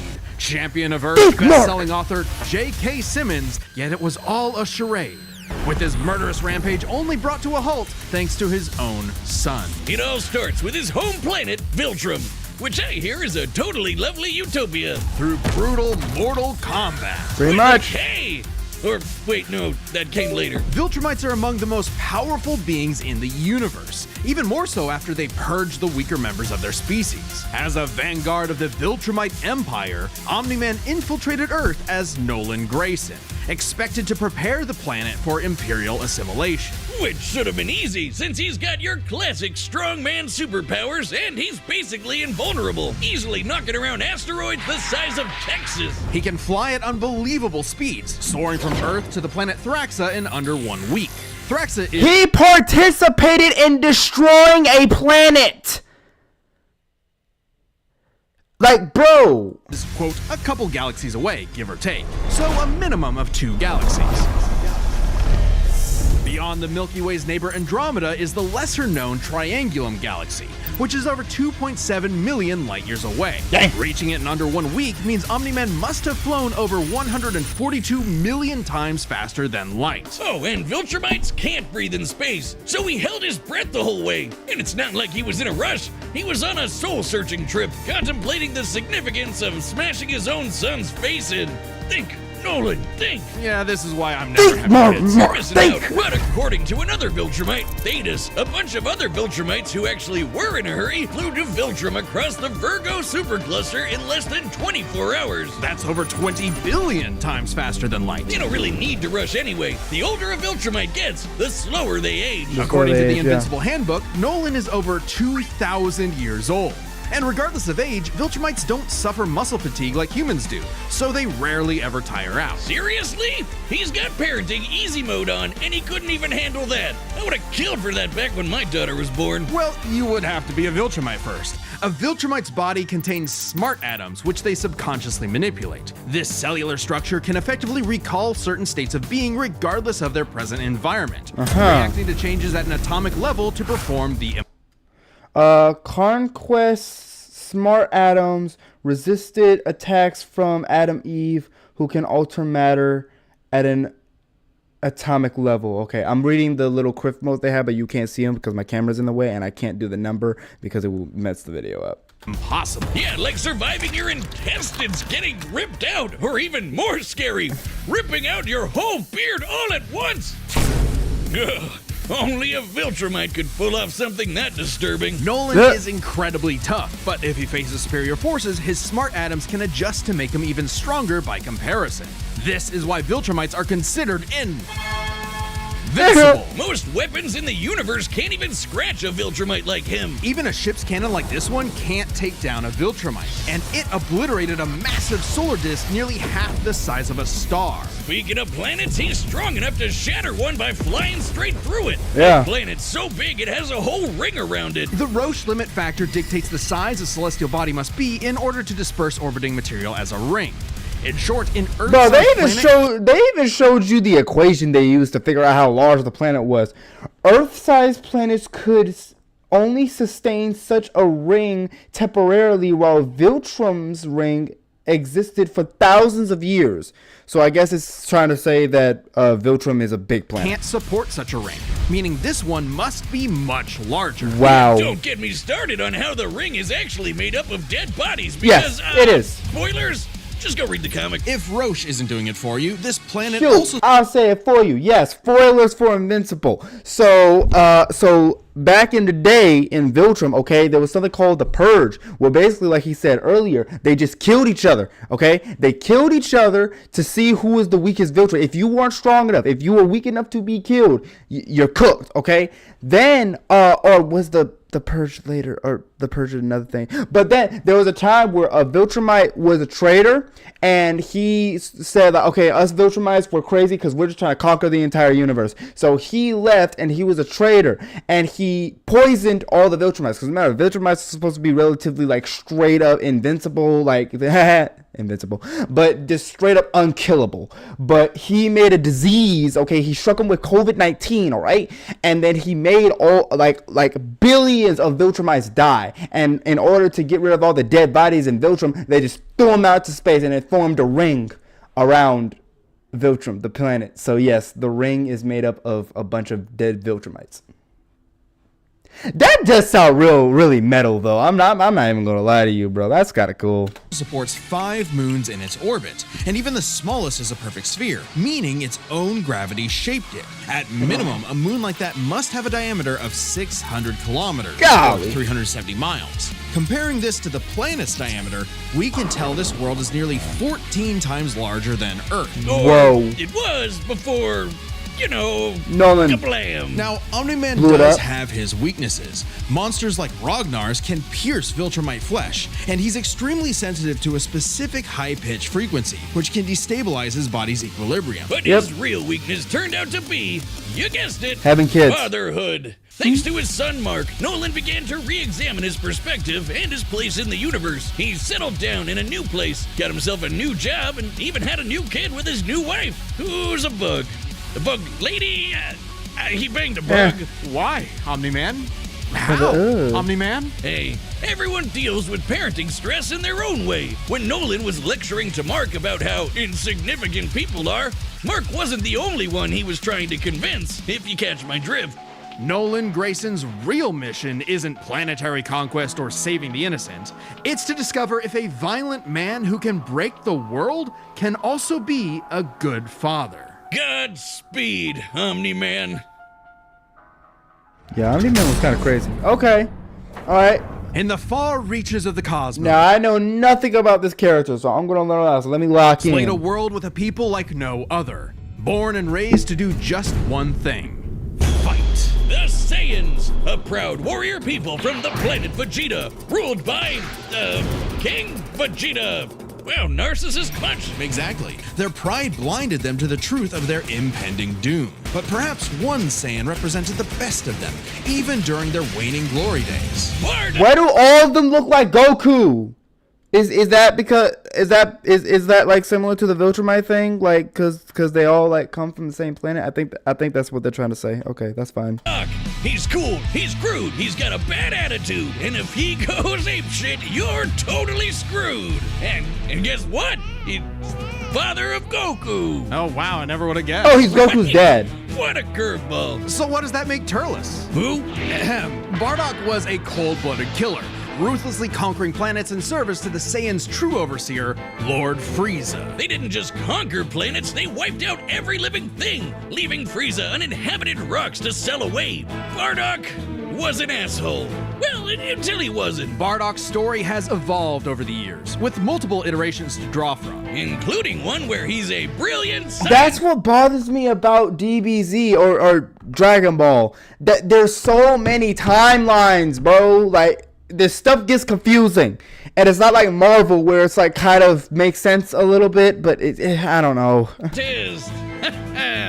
But only one is considered officially canon. Bardock's demeanor began to shift when he met and eventually married fellow warrior Gine, and had 2 sons, Raditz and Kakarot. No, Bardock didn't go totally soft. He was still a ruthless warrior. You know that iconic red headband of his? It's stained with the blood of his fallen friends. That's fun. Hardcore. Bardock could fly, move faster than light, and was naturally adept in using his ki as an explosive weapon. AKA shooting lasers from his hands. True to his No one brutal can do screw that. you nature, Bardock's moves are all about overwhelming power. His final spirit cannon is like a ki-powered bazooka. His rebellion hammer punch ignites enemies on contact, and his rebellion spear basically turns him into a supercharged battering ram. The guy has no chill. He will run you over, break your spine, light you on fire, and then move on to the next guy. All in a day's work for a Saiyan. Marriage Okay. didn't change that. While Bardock cared for Gine, in fact being one of few Saiyans of his time to actually have a romantic partner, he was still no family man. Like most Saiyans, he saw his sons as nothing more than future soldiers. Bardock was a low-class warrior, so it was unlikely his kids would grow up to be anything more than battlefield fodder. But they would still possess the Saiyans' power, a transformation that was the key to their planetary devastation. Big Boogie! Under the light of a full moon, a Saiyan with a tail manifests the Uzaru. This great ape form increases Bardock's power tenfold, turning him into an unstoppable kaiju. Quick, Someone call Yajirobe! While some Saiyans can maintain control over this berserker form, low-class warriors like Bardock don't receive the same level of training as those of higher birth. Prince Vegeta's control is so precise he can speak while changed, but Bardock cannot. Hell, it's questionable if he even remembers everything that happens when he goes full Wait, tilt so gorilla. Goku and his people can actually turn into big monkeys? I didn't know that. The Saiyan strategy is pretty much just monkey see, monkey smash. Despite being low class, Bardock's power level nearly matched that of King Vegeta, who could destroy multiple planets at once. At about this time, King Vegeta's power level was around 10,000. Yeah, we know power levels are kind of janky. Nobody can agree on Vegeta's power level of 18,000 in the Saiyan saga, having long surpassed King Vegeta's, supports the Dub's claim. Bardock also survived a one-sided fight with Dodora, whose power level was 22,000. Okay. It's over 9,000! That's the the only thing I number know. really means. Outside of his fight with Gas, Bardock doesn't really show any high-end feats in canon, but we can use power levels to compare him to other characters with similar levels to better understand his potential. Like when his son fought Prince Vegeta. What's the scouter say about his power level? It's over 8,000.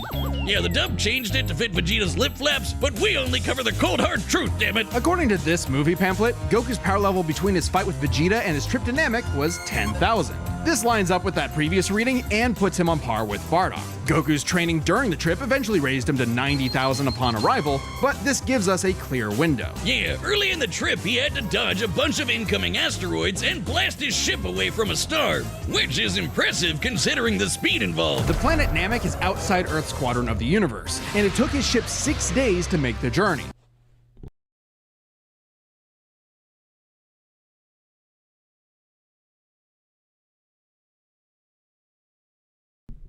My fault, guys.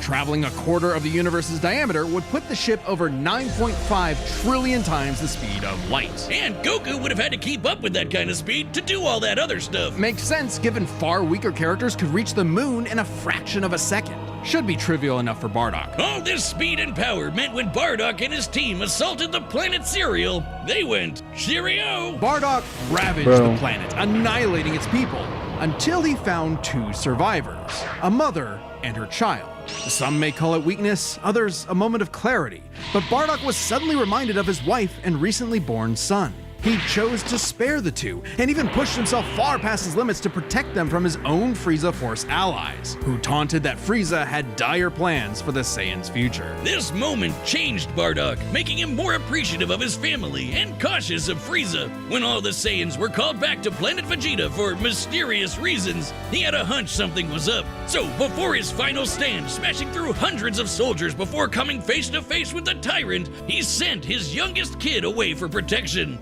A choice that allowed his son to thrive. Oh. And hey, that's what good parents do. Wait, Superman? Have a Wait, isn't Goku what Superman is based off of? Wait. Which was first? No, Superman was first. I think Superman is. I think Goku's got a base off Superman. It's a similar story to Superman. greater significance than Bardock could ever imagine. And then Dildo Dickhead blew them all up and he died. Or did he? Bardock got killed so freaking hard he got blasted back in time. Actually, he was pulled away by these two who miscalculated. Bardock briefly survived Frieza's supernova attack in this continuity, an attack with a yield of 20 quintatons of TNT as a Super Saiyan. He'd also scale above Saiyan Saga Vegeta, whose destruction of Arlia equaled 4.5 quintatons. Okay. They had misplaced him incorrectly in the time stream. Blah, blah, blah, non-canon, whatever. He It's not survived. canon. And when he realized what happened, he got so unbelievably pissed off, he went Super Saiyan. What? Alright, this is very much an alternate universe what-if scenario, and it is jarring. But think about it. The Super Saiyan form is not achieved through training alone. It requires dedication, introspection, victory, failure, love, and loss. Frieza destroyed the Saiyans because he feared the possibility of the Super Saiyan, a Saiyan with power that could rival his own. But perhaps Bardock's transformation was more than simply a what if. He had begun to take the very steps his son later would to achieve the form. Perhaps if Frieza had hesitated, even for a moment, his fear would have manifested before him right then and there. Damn, pour one out for Bardock, who figured out how to be the truest Saiyan right at the end of it all. I know Kakarot would be proud. Okay. Hey, shout out to everyone who believed in us during our Death Hold Battle. up. Oh, perfect. Limited Sponsor, make your money, Death Battle. 10.0 Death Battle. Sleep. All right. The combatants are. Okay. I'll put it in my parlay right now. Nolan got it. I feel like no one has it. Guys, I feel like no one has it. I feel like no one got it. Yeah, am I partly biased? Yes. Does Bardock's story sound kind of cool? Yes. Is Bardock strong and will it be a fight? Yes. But at the end of the day, does Nolan have it? Yes. I feel like Nolan... Oh, shoot. I turned my mic up way too high. Okay. I feel like Nolan got it. No, guys. Come on now. No, Nolan got it. Nolan got it. I feel like Nolan did and withstood much more than like 20 quintatons of TNT. Bro, Nolan could easily handle that. He's a flipping Viltrumite. Bro, come on now. Set, and we've run the day Nolan through got all it. possibilities. It's time for a death battle! What the heck? Alright. No one got it, bro. Alright, let's see.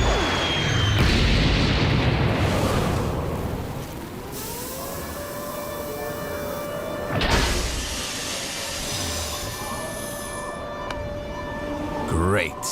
Another gross bug planet.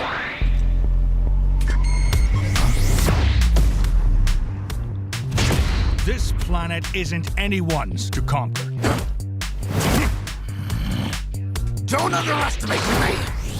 Wait, so wait a minute. Are we having Nolan after he became a father, or Nolan as flippin' Viltrumite Nolan?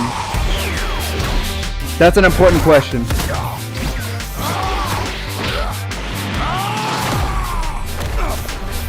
Just like my son, sticking his nose in places he's not ready for. My son would kick his ass!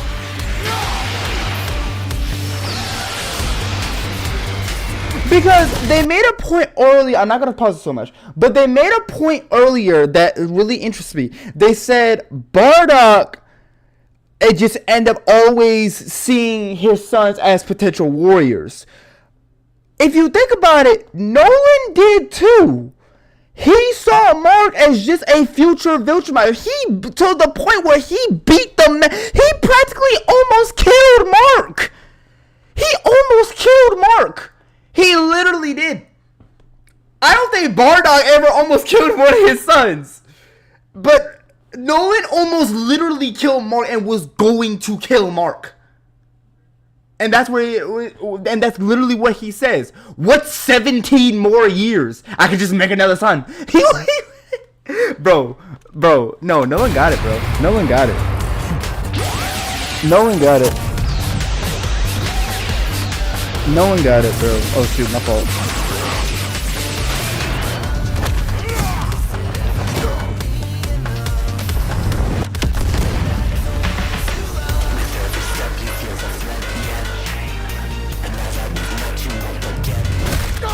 Whatever you are, you're an embarrassment. Oh my... What the heck? Wait till you see the real power of a Saiyan. Okay, he's monkey now. Am I supposed to be impressed? This does kind of seem like before he was a father, Nolan. Like I said, it's gonna be a fight. It's gonna be a fight. Nolan's gonna have a hard time with that. Nolan's gonna get knocked around, but Nolan's gonna get up at the end of the day.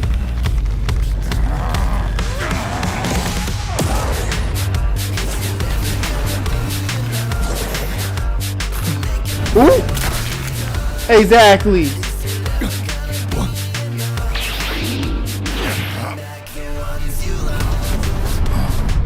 He hit him with the tail.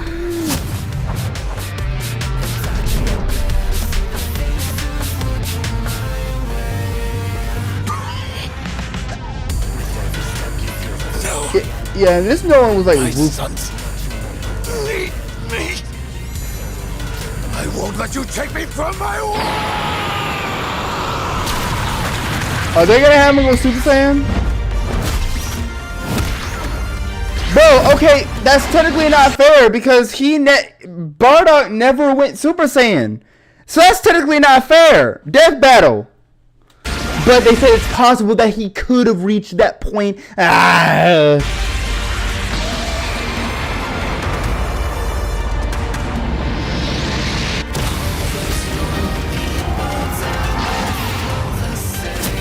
Come on, Nolan, you got that. Nolan, do the flipping Viltrumite, do that, bro, just do that. He'll be cooked. That's it. Come on now. Your time is up! Saiyan! Hit him with the karate stab, bro. Come on. Yeah. You said Saiyan. Oh yeah, and plus, Remember it. yeah, plus Bardock don't have no regenerative abilities. Viltrumites do. Is that it?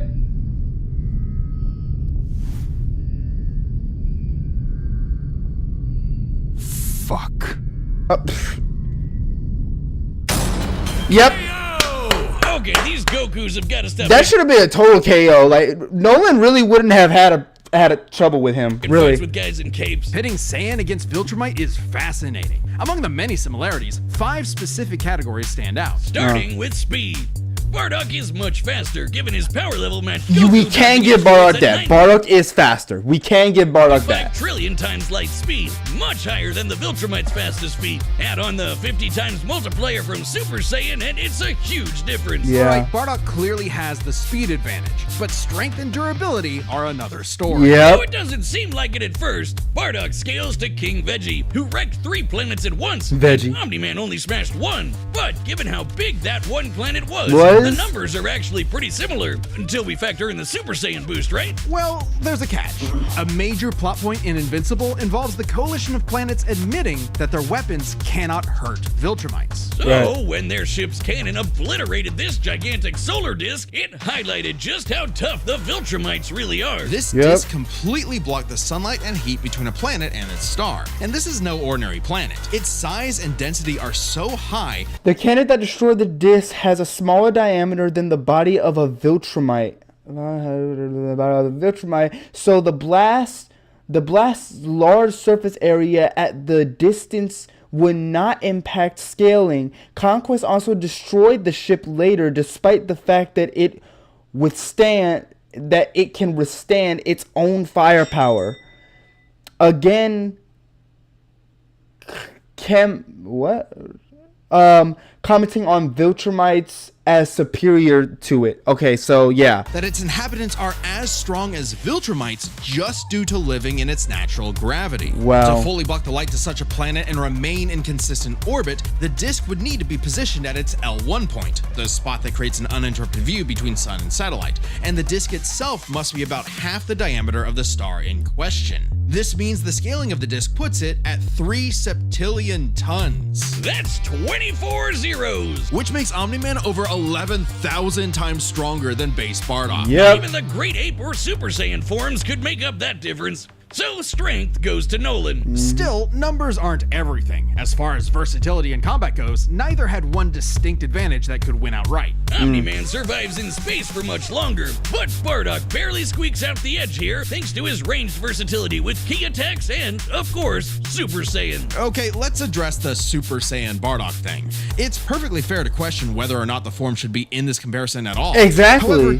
even with the form included, Nolan still takes this. Yeah. Especially when it comes to our last 2 categories, experience and stamina. Yep, Omni-Man's been around a lot longer than Bardock. Yep, over that's true. 2,000 years. powers, and even with Super Saiyan, Bardock's no master of the form. And without that mastery, the form drains the user's energies at an increased rate. That's which true. brings us to what may be Omni-Man's most surprising advantage. Those weird smart atoms. Saiyans like Bardock can fight for days on end, but only for so long. Bardock possesses a limited pool of ki, which only depletes faster when using super forms like the Great Ape. In contrast, Omni-Man's biology prevents him from tiring in most cases, letting him travel across whole galaxies for weeks non-stop. And his smart atoms adjust to counter whatever physical strain he's subjected to. Bardock's crazy speed and power Wow. made him a real challenge. But Nolan's strength, experience, and sheer endurance presented an unstoppable and unshakable force that would inevitably land the killing blow. When push came to shove,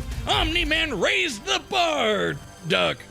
The winner is Omni-Man. Yep. Next time, I'm happy with that. Death Battle. I figured. So far, I'm 3 for 3 with my parlays. Hold on. I'm 3 for 3 with my parlays, and I'm happy with it. I am happy with it. I think I'm gonna watch another one. Yuji versus Denji. Okay, I have not watched Jujutsu Kaisen. I haven't been able to. I haven't been able to get myself to watch Jujutsu Kaisen. I'm going to watch it one day. However, I have watched Chainsaw Man. I have finished the last episode because honestly, it got boring for me. But I think honestly, I'm gonna put in my parlays later. Versus Denji. The Vessel of Sukuna versus the Chainsaw Man. He's Wiz and I'm Boomstick. And it's our job to analyze their weapons, armor, and skills to find out who would win a death battle. If Yuji Itadori was one thing, he was strong. As his grandfather lay dying, he made Yuji promise to help others and not to die alone. A promise Yuji would keep by joining Jujutsu High, a school for up-and-coming sorcerers training to rid the world of curses. Essentially monsters manifested by humanity's fears, hatreds, and anxieties. Just one problem for Yuji. Unlike everybody else, he didn't have a magical curse technique. Oh no, he had something way worse. After consuming a cursed finger, like a literal finger, Yuji became possessed by its original owner, the King of Curses, Ryomen Sukuna, the most powerful sorcerer in history. And Yuji's willpower was the only thing holding Sukuna back from controlling his body, killing everything in sight, and taking over the world. So Yuji got to know his surly new roommate, and perhaps one day he would show him a kinder, gentler path. A classic shonen hero's journey if I've ever heard one. Yuji would track down and nosh on the rest of Sukuna's cursed fingers before they caused any more trouble. Fulfilling his late grandfather's wish to use his strength in service of others, surrounded by friends. Helps that he's getting a first-rate education from the strongest sorcerer alive today, Gojo. Gojo would teach Yuji to harness and manipulate the absolutely absurd amount of cursed Gojo just reminds me of Kakashi. We should do that fight. Gojo versus Kakashi. energy he inherited from Sukuna. Cursed energy is basically like evil ki, and Yuji can use it to see invisible curses and enhance his already superhuman strength and martial arts skills he learned from his gramps, making him a monster in close quarters combat. Yuji knows Taido, a Japanese martial art derived from Okinawan. Oh, we don't even need this isn't even a conversation. Yuji wins. As much as I love Denji, Yuji wins. Yuji wins. Yuji wins. Yuji wins. Go ahead, do the fight. Yuji wins, bro. Denji has no martial arts training. He's just honestly, I'm not even gonna lie. He's just a down bad poor boy that got possessed by a chainsaw demon and is just cracked and insane. Unless we're gonna make the insanity argument, Yuji got it. Yuji got it. Spins, twists, Yuji wins. tumbles, drops, rolls, and fleet footwork. Which he combines with jujutsu techniques like Divergent Fist. Yuji strikes an enemy so fast that his cursed energy takes a second to catch up, hitting his opponent twice and messing up their rhythm. By perfecting that timing and applying cursed energy within 1 microsecond of a hit, Yuji can achieve the Black Flash, increasing the power of his hit by a factor of 2.5. a feat that would require reaction speeds nearly 1,000 times faster than sound. It's basically Maybe this video will actually end up getting me to watch Jujutsu Kaisen. impossible to do at will. You're so in the zone when you pull it off that it fully restores your cursed energy and boosts your output to 120%. Yuji's black flashes are so strong in particular, the author himself stated that 5 in a row would have been enough to instantly kill the special grade curse Jogo. Who did this? And this? And this? How many has Yuji ever done in a row, you ask? 7. And that's not even the nastiest thing about Yuji's punches. Hey, yo! Because another soul resides Bro, in maybe the- I didn't watch Jujutsu Kaisen, bro. This looks like they be throwing hands. I've already seen the meme where they're jumping that one guy. Bro, they just be throwing hands. body, Yuji learned how to target the soul itself, doing damage to opponents who could normally regenerate from his hits. Yeah, this pink-haired brat was a jujutsu prodigy, perfect for Gojo's dream. You see, it's lonely at the top, and Gojo wanted to train a crop of pupils powerful enough to share the burden of reforming Jujutsu society. Until one fateful battle when Gojo was sealed away and Sukuna took over Yuji's body. Then proceeded to, well, commit that whole mass murder thing he was always going on about. Yeah, turns out Sukuna's evil. I know that like, meme. really, totally, completely, irredeemably evil. And it also turns out that every twist and turn in Yuji's life was orchestrated by the body-hopping sorcerer Kenjaku in order to resurrect Sukuna and bring about the curse apocalypse. In Yuji's eyes, something he was completely responsible for. And so, having failed his grandfather, Yuji's outlook shifted.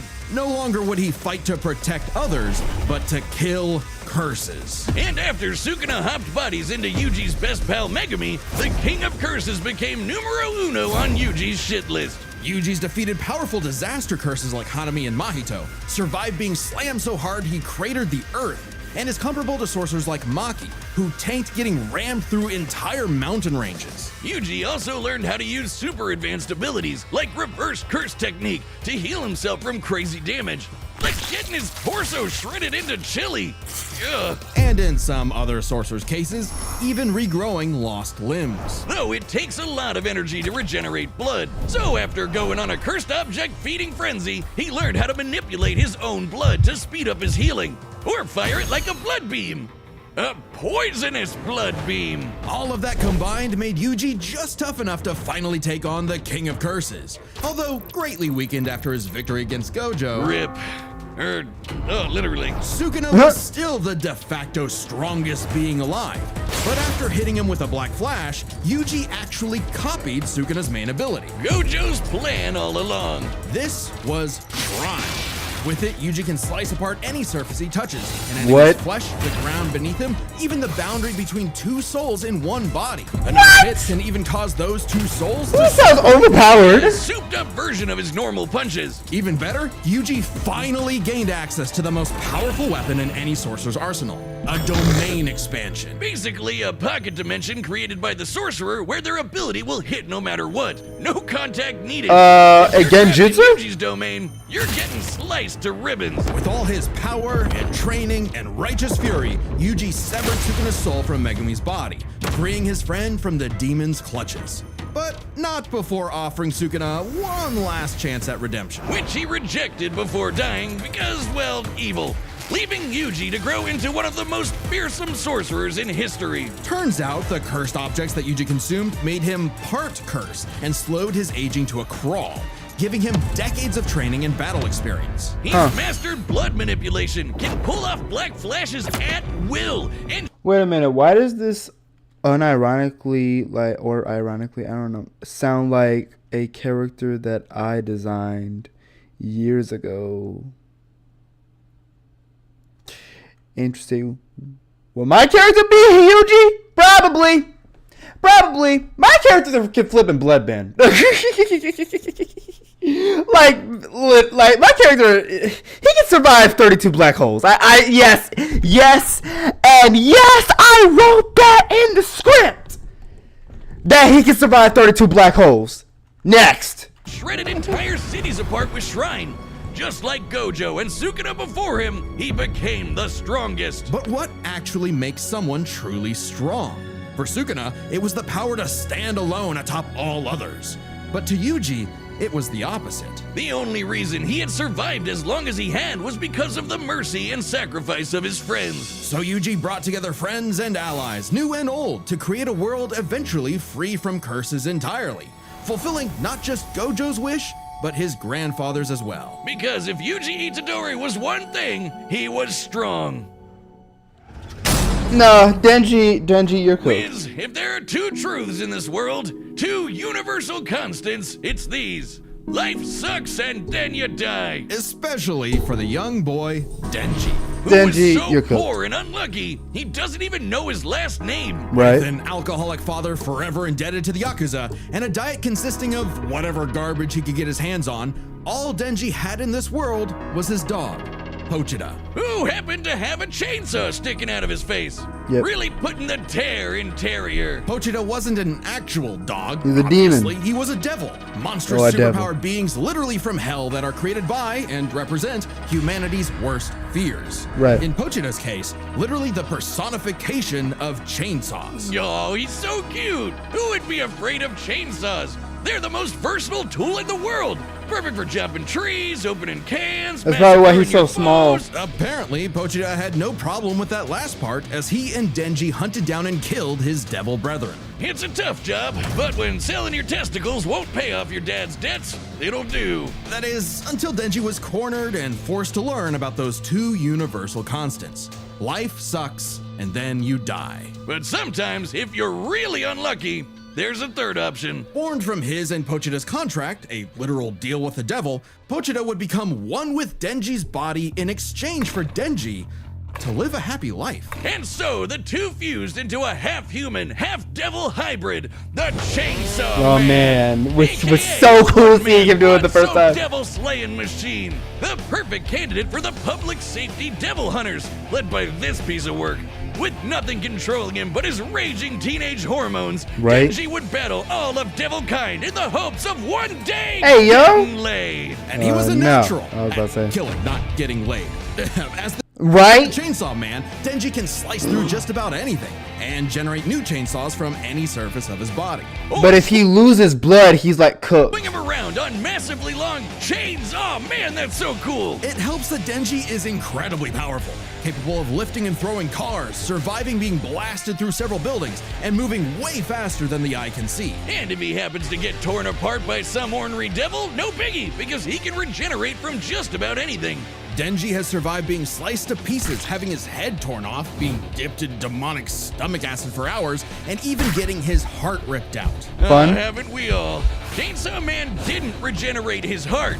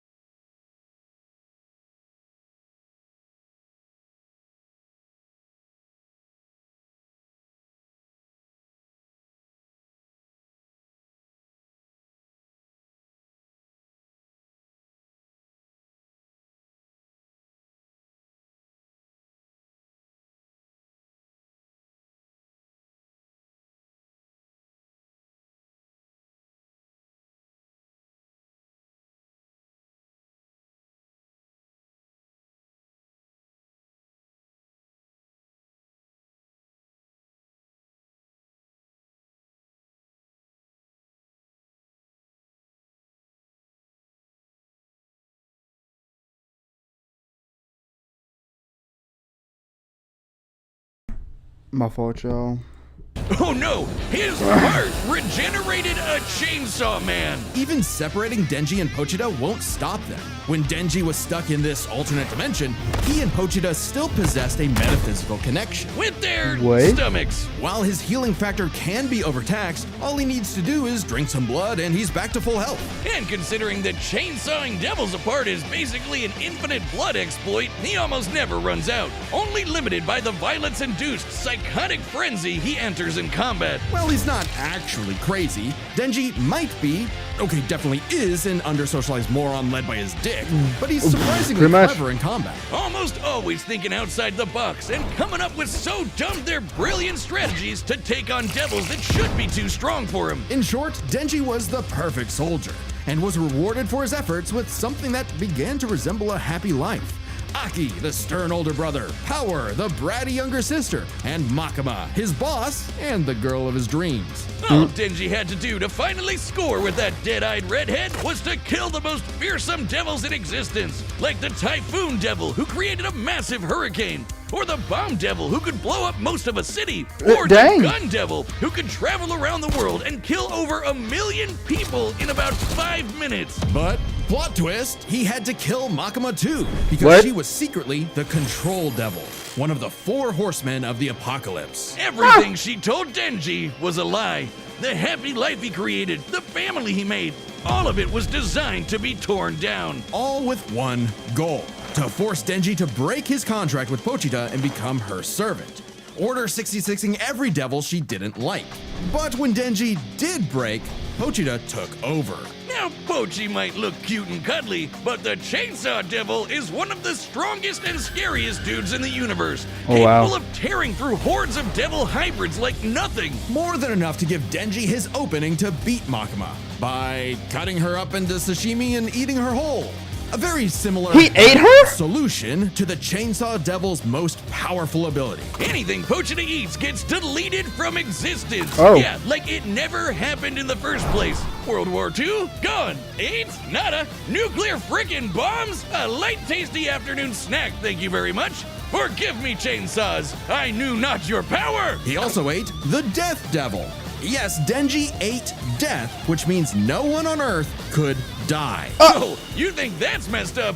Let's talk about his next romance, Asa. A sweet, shy, awkward girl, perhaps Denji's one true love, except for the fact that she shares a body with Makima's sister, That's fun. Yoru, the War Devil. Who herself is in love with the greatest warmonger of them all, the United States of America. Are we serious? And Yoru was determined to use her love of the USA to drown the world in a ceaseless hurricane of blood. Are we serious? Hey, buddy, you ever considered maybe switching to guys or something? Because every single woman you meet has tried to kill you. It was in Denji's climactic battle with the War Devil that his and Pochita's bond finally matured, giving Denji full control of the Chainsaw Devil's power.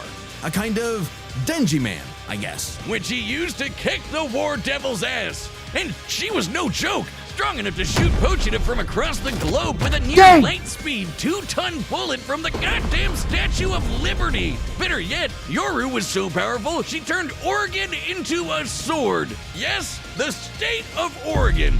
Crumple the entire landmass into a blade, fly it over to Japan, and swing it at Denji. And he matched its power. She also threw the American flag at him. The one on the moon. What? You know, the moon in space. In seconds. And he dodged it. With the whole world literally falling apart, Pochita realized that becoming Chainsaw Man made Denji's dream for a normal life impossible. Something Denji was always too stubborn and selfish to realize until it was too late. So Pochita did what any good dog would do. Eat himself and erase the Chainsaw Devil from existence, creating a new world without him and leaving Denji just Denji.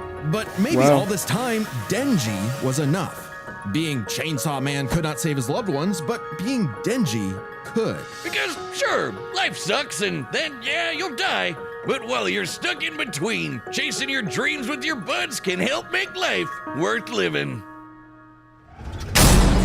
Shoot! I still feel like Yuji has it, and that's not any bias. That's being completely honest, because You know, Denji, he did get on my nerves a little bit in the show, but you know, still. All right, the battle's about to start, but first, like, Denji was cool. Denji was so flipping. That first time when he turned into Chainsaw Man, I was so hyped that day.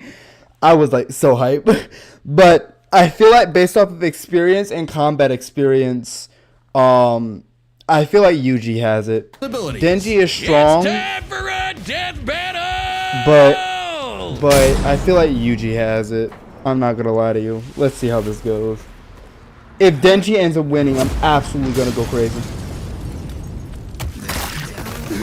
Oh man! Oh no! You're fine. You're fine. This wasn't my fault. I've never felt such weird cursed energy like his before. Say your prayers.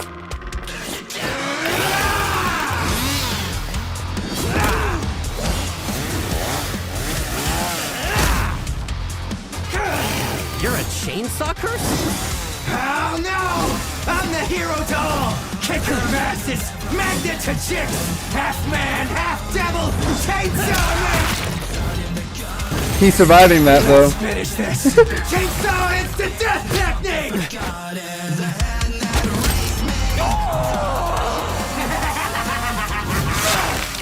He is insane though. He slapped him with his own hand. Okay, slapping him with his own hand is actually insane.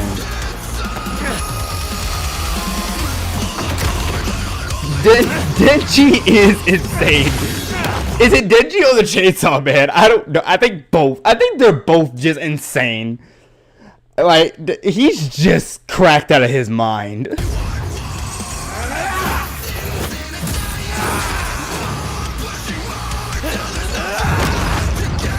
And it hits him twice.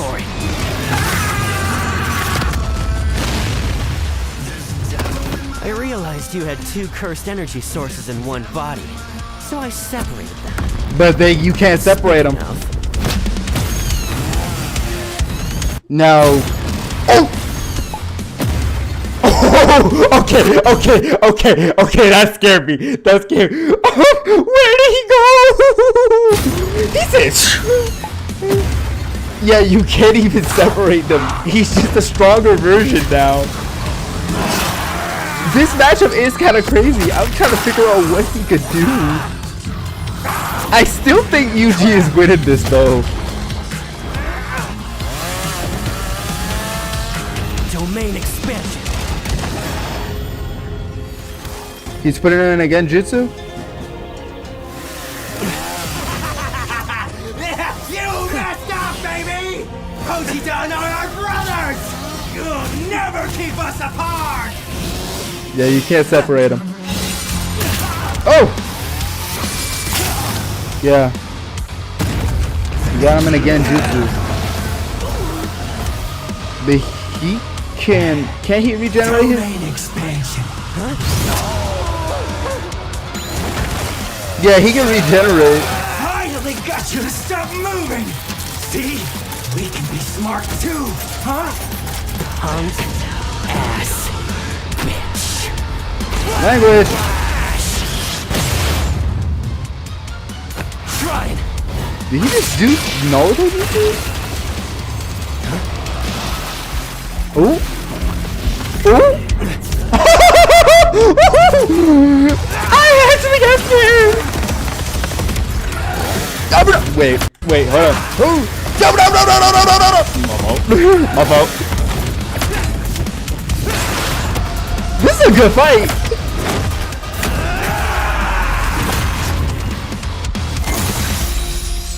A human and a curse. Brothers.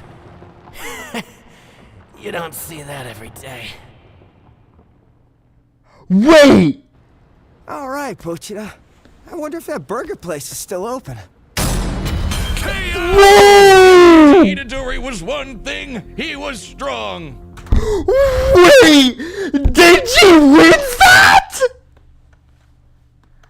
I have so many people I need to call.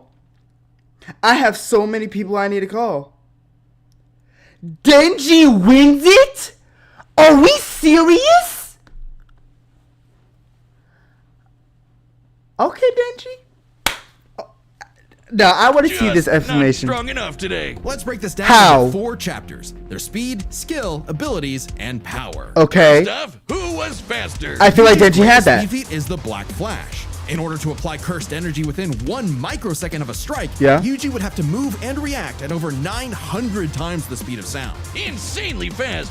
But remember that time Denji dodged that flag that Yoru summoned from the moon? uh-huh. You know, the one that's over 200,000 miles away. Considering Denji's position from start to impact, all while in the midst of a fast-paced battle, this must have happened in a matter of seconds. We'll lowball it and say 10. Though it'd 10? probably have to be faster to use against Denji in a fight. This means the flag must have been moving over 12% the speed of light. Over 100 times faster than the Black Flash. Whoa, so his fastest speed of what he's dodged is faster than the Black Flash.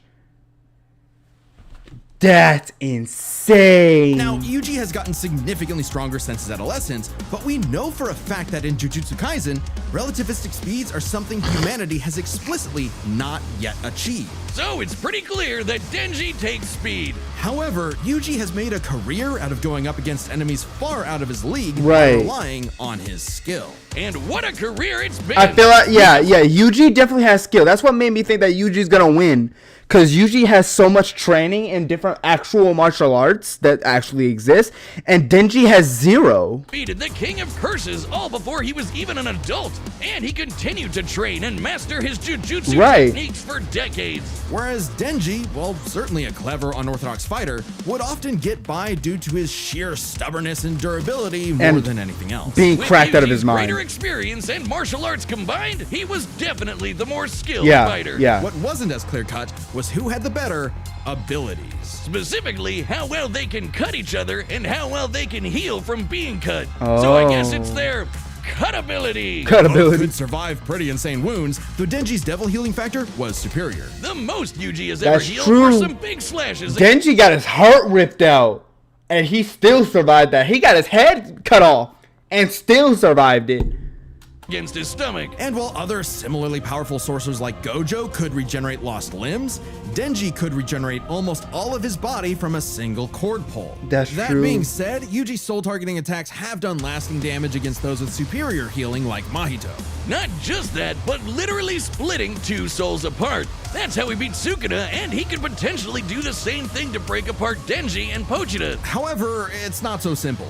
Sukuna was already severely weakened at the time, and it took Yuji several hits to separate him and Megumi. And on top of that, even if Denji and Pochita were split up, we know they keep a metaphysical connection when Right. apart. In fact, they were split up when they were fighting Makaba, and they had no problem rejoining. Right. No reason they couldn't do it again here. However, Denji's healing factor isn't unlimited. He'll need blood to heal eventually, and the range and speed of Yuji's slashes would force Denji to tank them to get up close. Even if he could, Yuji's healing factor wouldn't last nearly as long against Denji's chainsaws. Yuji could theoretically block Denji's chainsaws by coating his hand in slashes, but Denji's greater speed means Yuji couldn't react in time. Pochita often begins fights by speed blitzing, such as his battle with Makima. Yeah, that's true. That's true. I do remember that from the show. Often Pochita just decides to just go, just boom. Bro, yeah, and Denji and overall the Chainsaw Man is just a all-out offensive, no defense character, which even sometimes in real fighting actually works better than being either balance or nothing but defense. That's very... But then Yuji could back off, Denji chase him, and so on. Like an unstoppable force meeting an immovable object, neither had a clear edge in cut ability. So what it ultimately came down to was power. Who could do the most damage and wear the other guy down first? Yuji slicing apart an entire city is one of the most impressive feats in all of Jujutsu Kaisen. By measuring the clouds of dust created in his attacks, Oh my gosh. we can estimate he launched over 5.5 million tons of debris into the air. Wow. That kind of force is equivalent to over 3 megatons of TNT, comparable to a hydrogen bomb. But unfortunately for Yuji, while he could cut apart a city, Denji was Oregon level. The state of Oregon is the 9th largest in That's the Union by total true. area. nearly 100,000 He's square flipping miles. survived Oregon being turned into a sword and being swung at with it. By estimating its volume, Yoru compressed a mass weighing over 750 trillion tons. One swing from that sword would hit with an energy of over 30,000 megatons of TNT. Which is like 10,000 hydrogen bombs. And not only did Denji survive a swing, he straight up overpowered it. That's insanely strong, but not inconsistent. Like the time Yoru fired that globe-spanning near-light-speed bullet from the Statue of Liberty. Sure, Yuji's citywide dismantle was done casually, but so was Yoru crumbling Oregon. Yuji's dismantles would need to be 1,000,000% stronger to do significant damage to Denji. Especially with Denji's OP healing factor too. Denji takes the final edge in power. In power. All Denji needed was one good hit to finish the fight. And with his far greater speed, it was only a matter of time. What can I say, Yuji? Denji's just got that dog in him. The winner is Denji, the Chainsaw Man. Wow. Next time, I'm actually not mad at that. I'm not mad at that. I honestly have faith in Yuji. I really thought he was gonna have it, but definitely after that video, I'm definitely watching Jujutsu Kaisen. We've been streaming for 2 hours. I'm gonna get out of here. Thanks to whoever came in.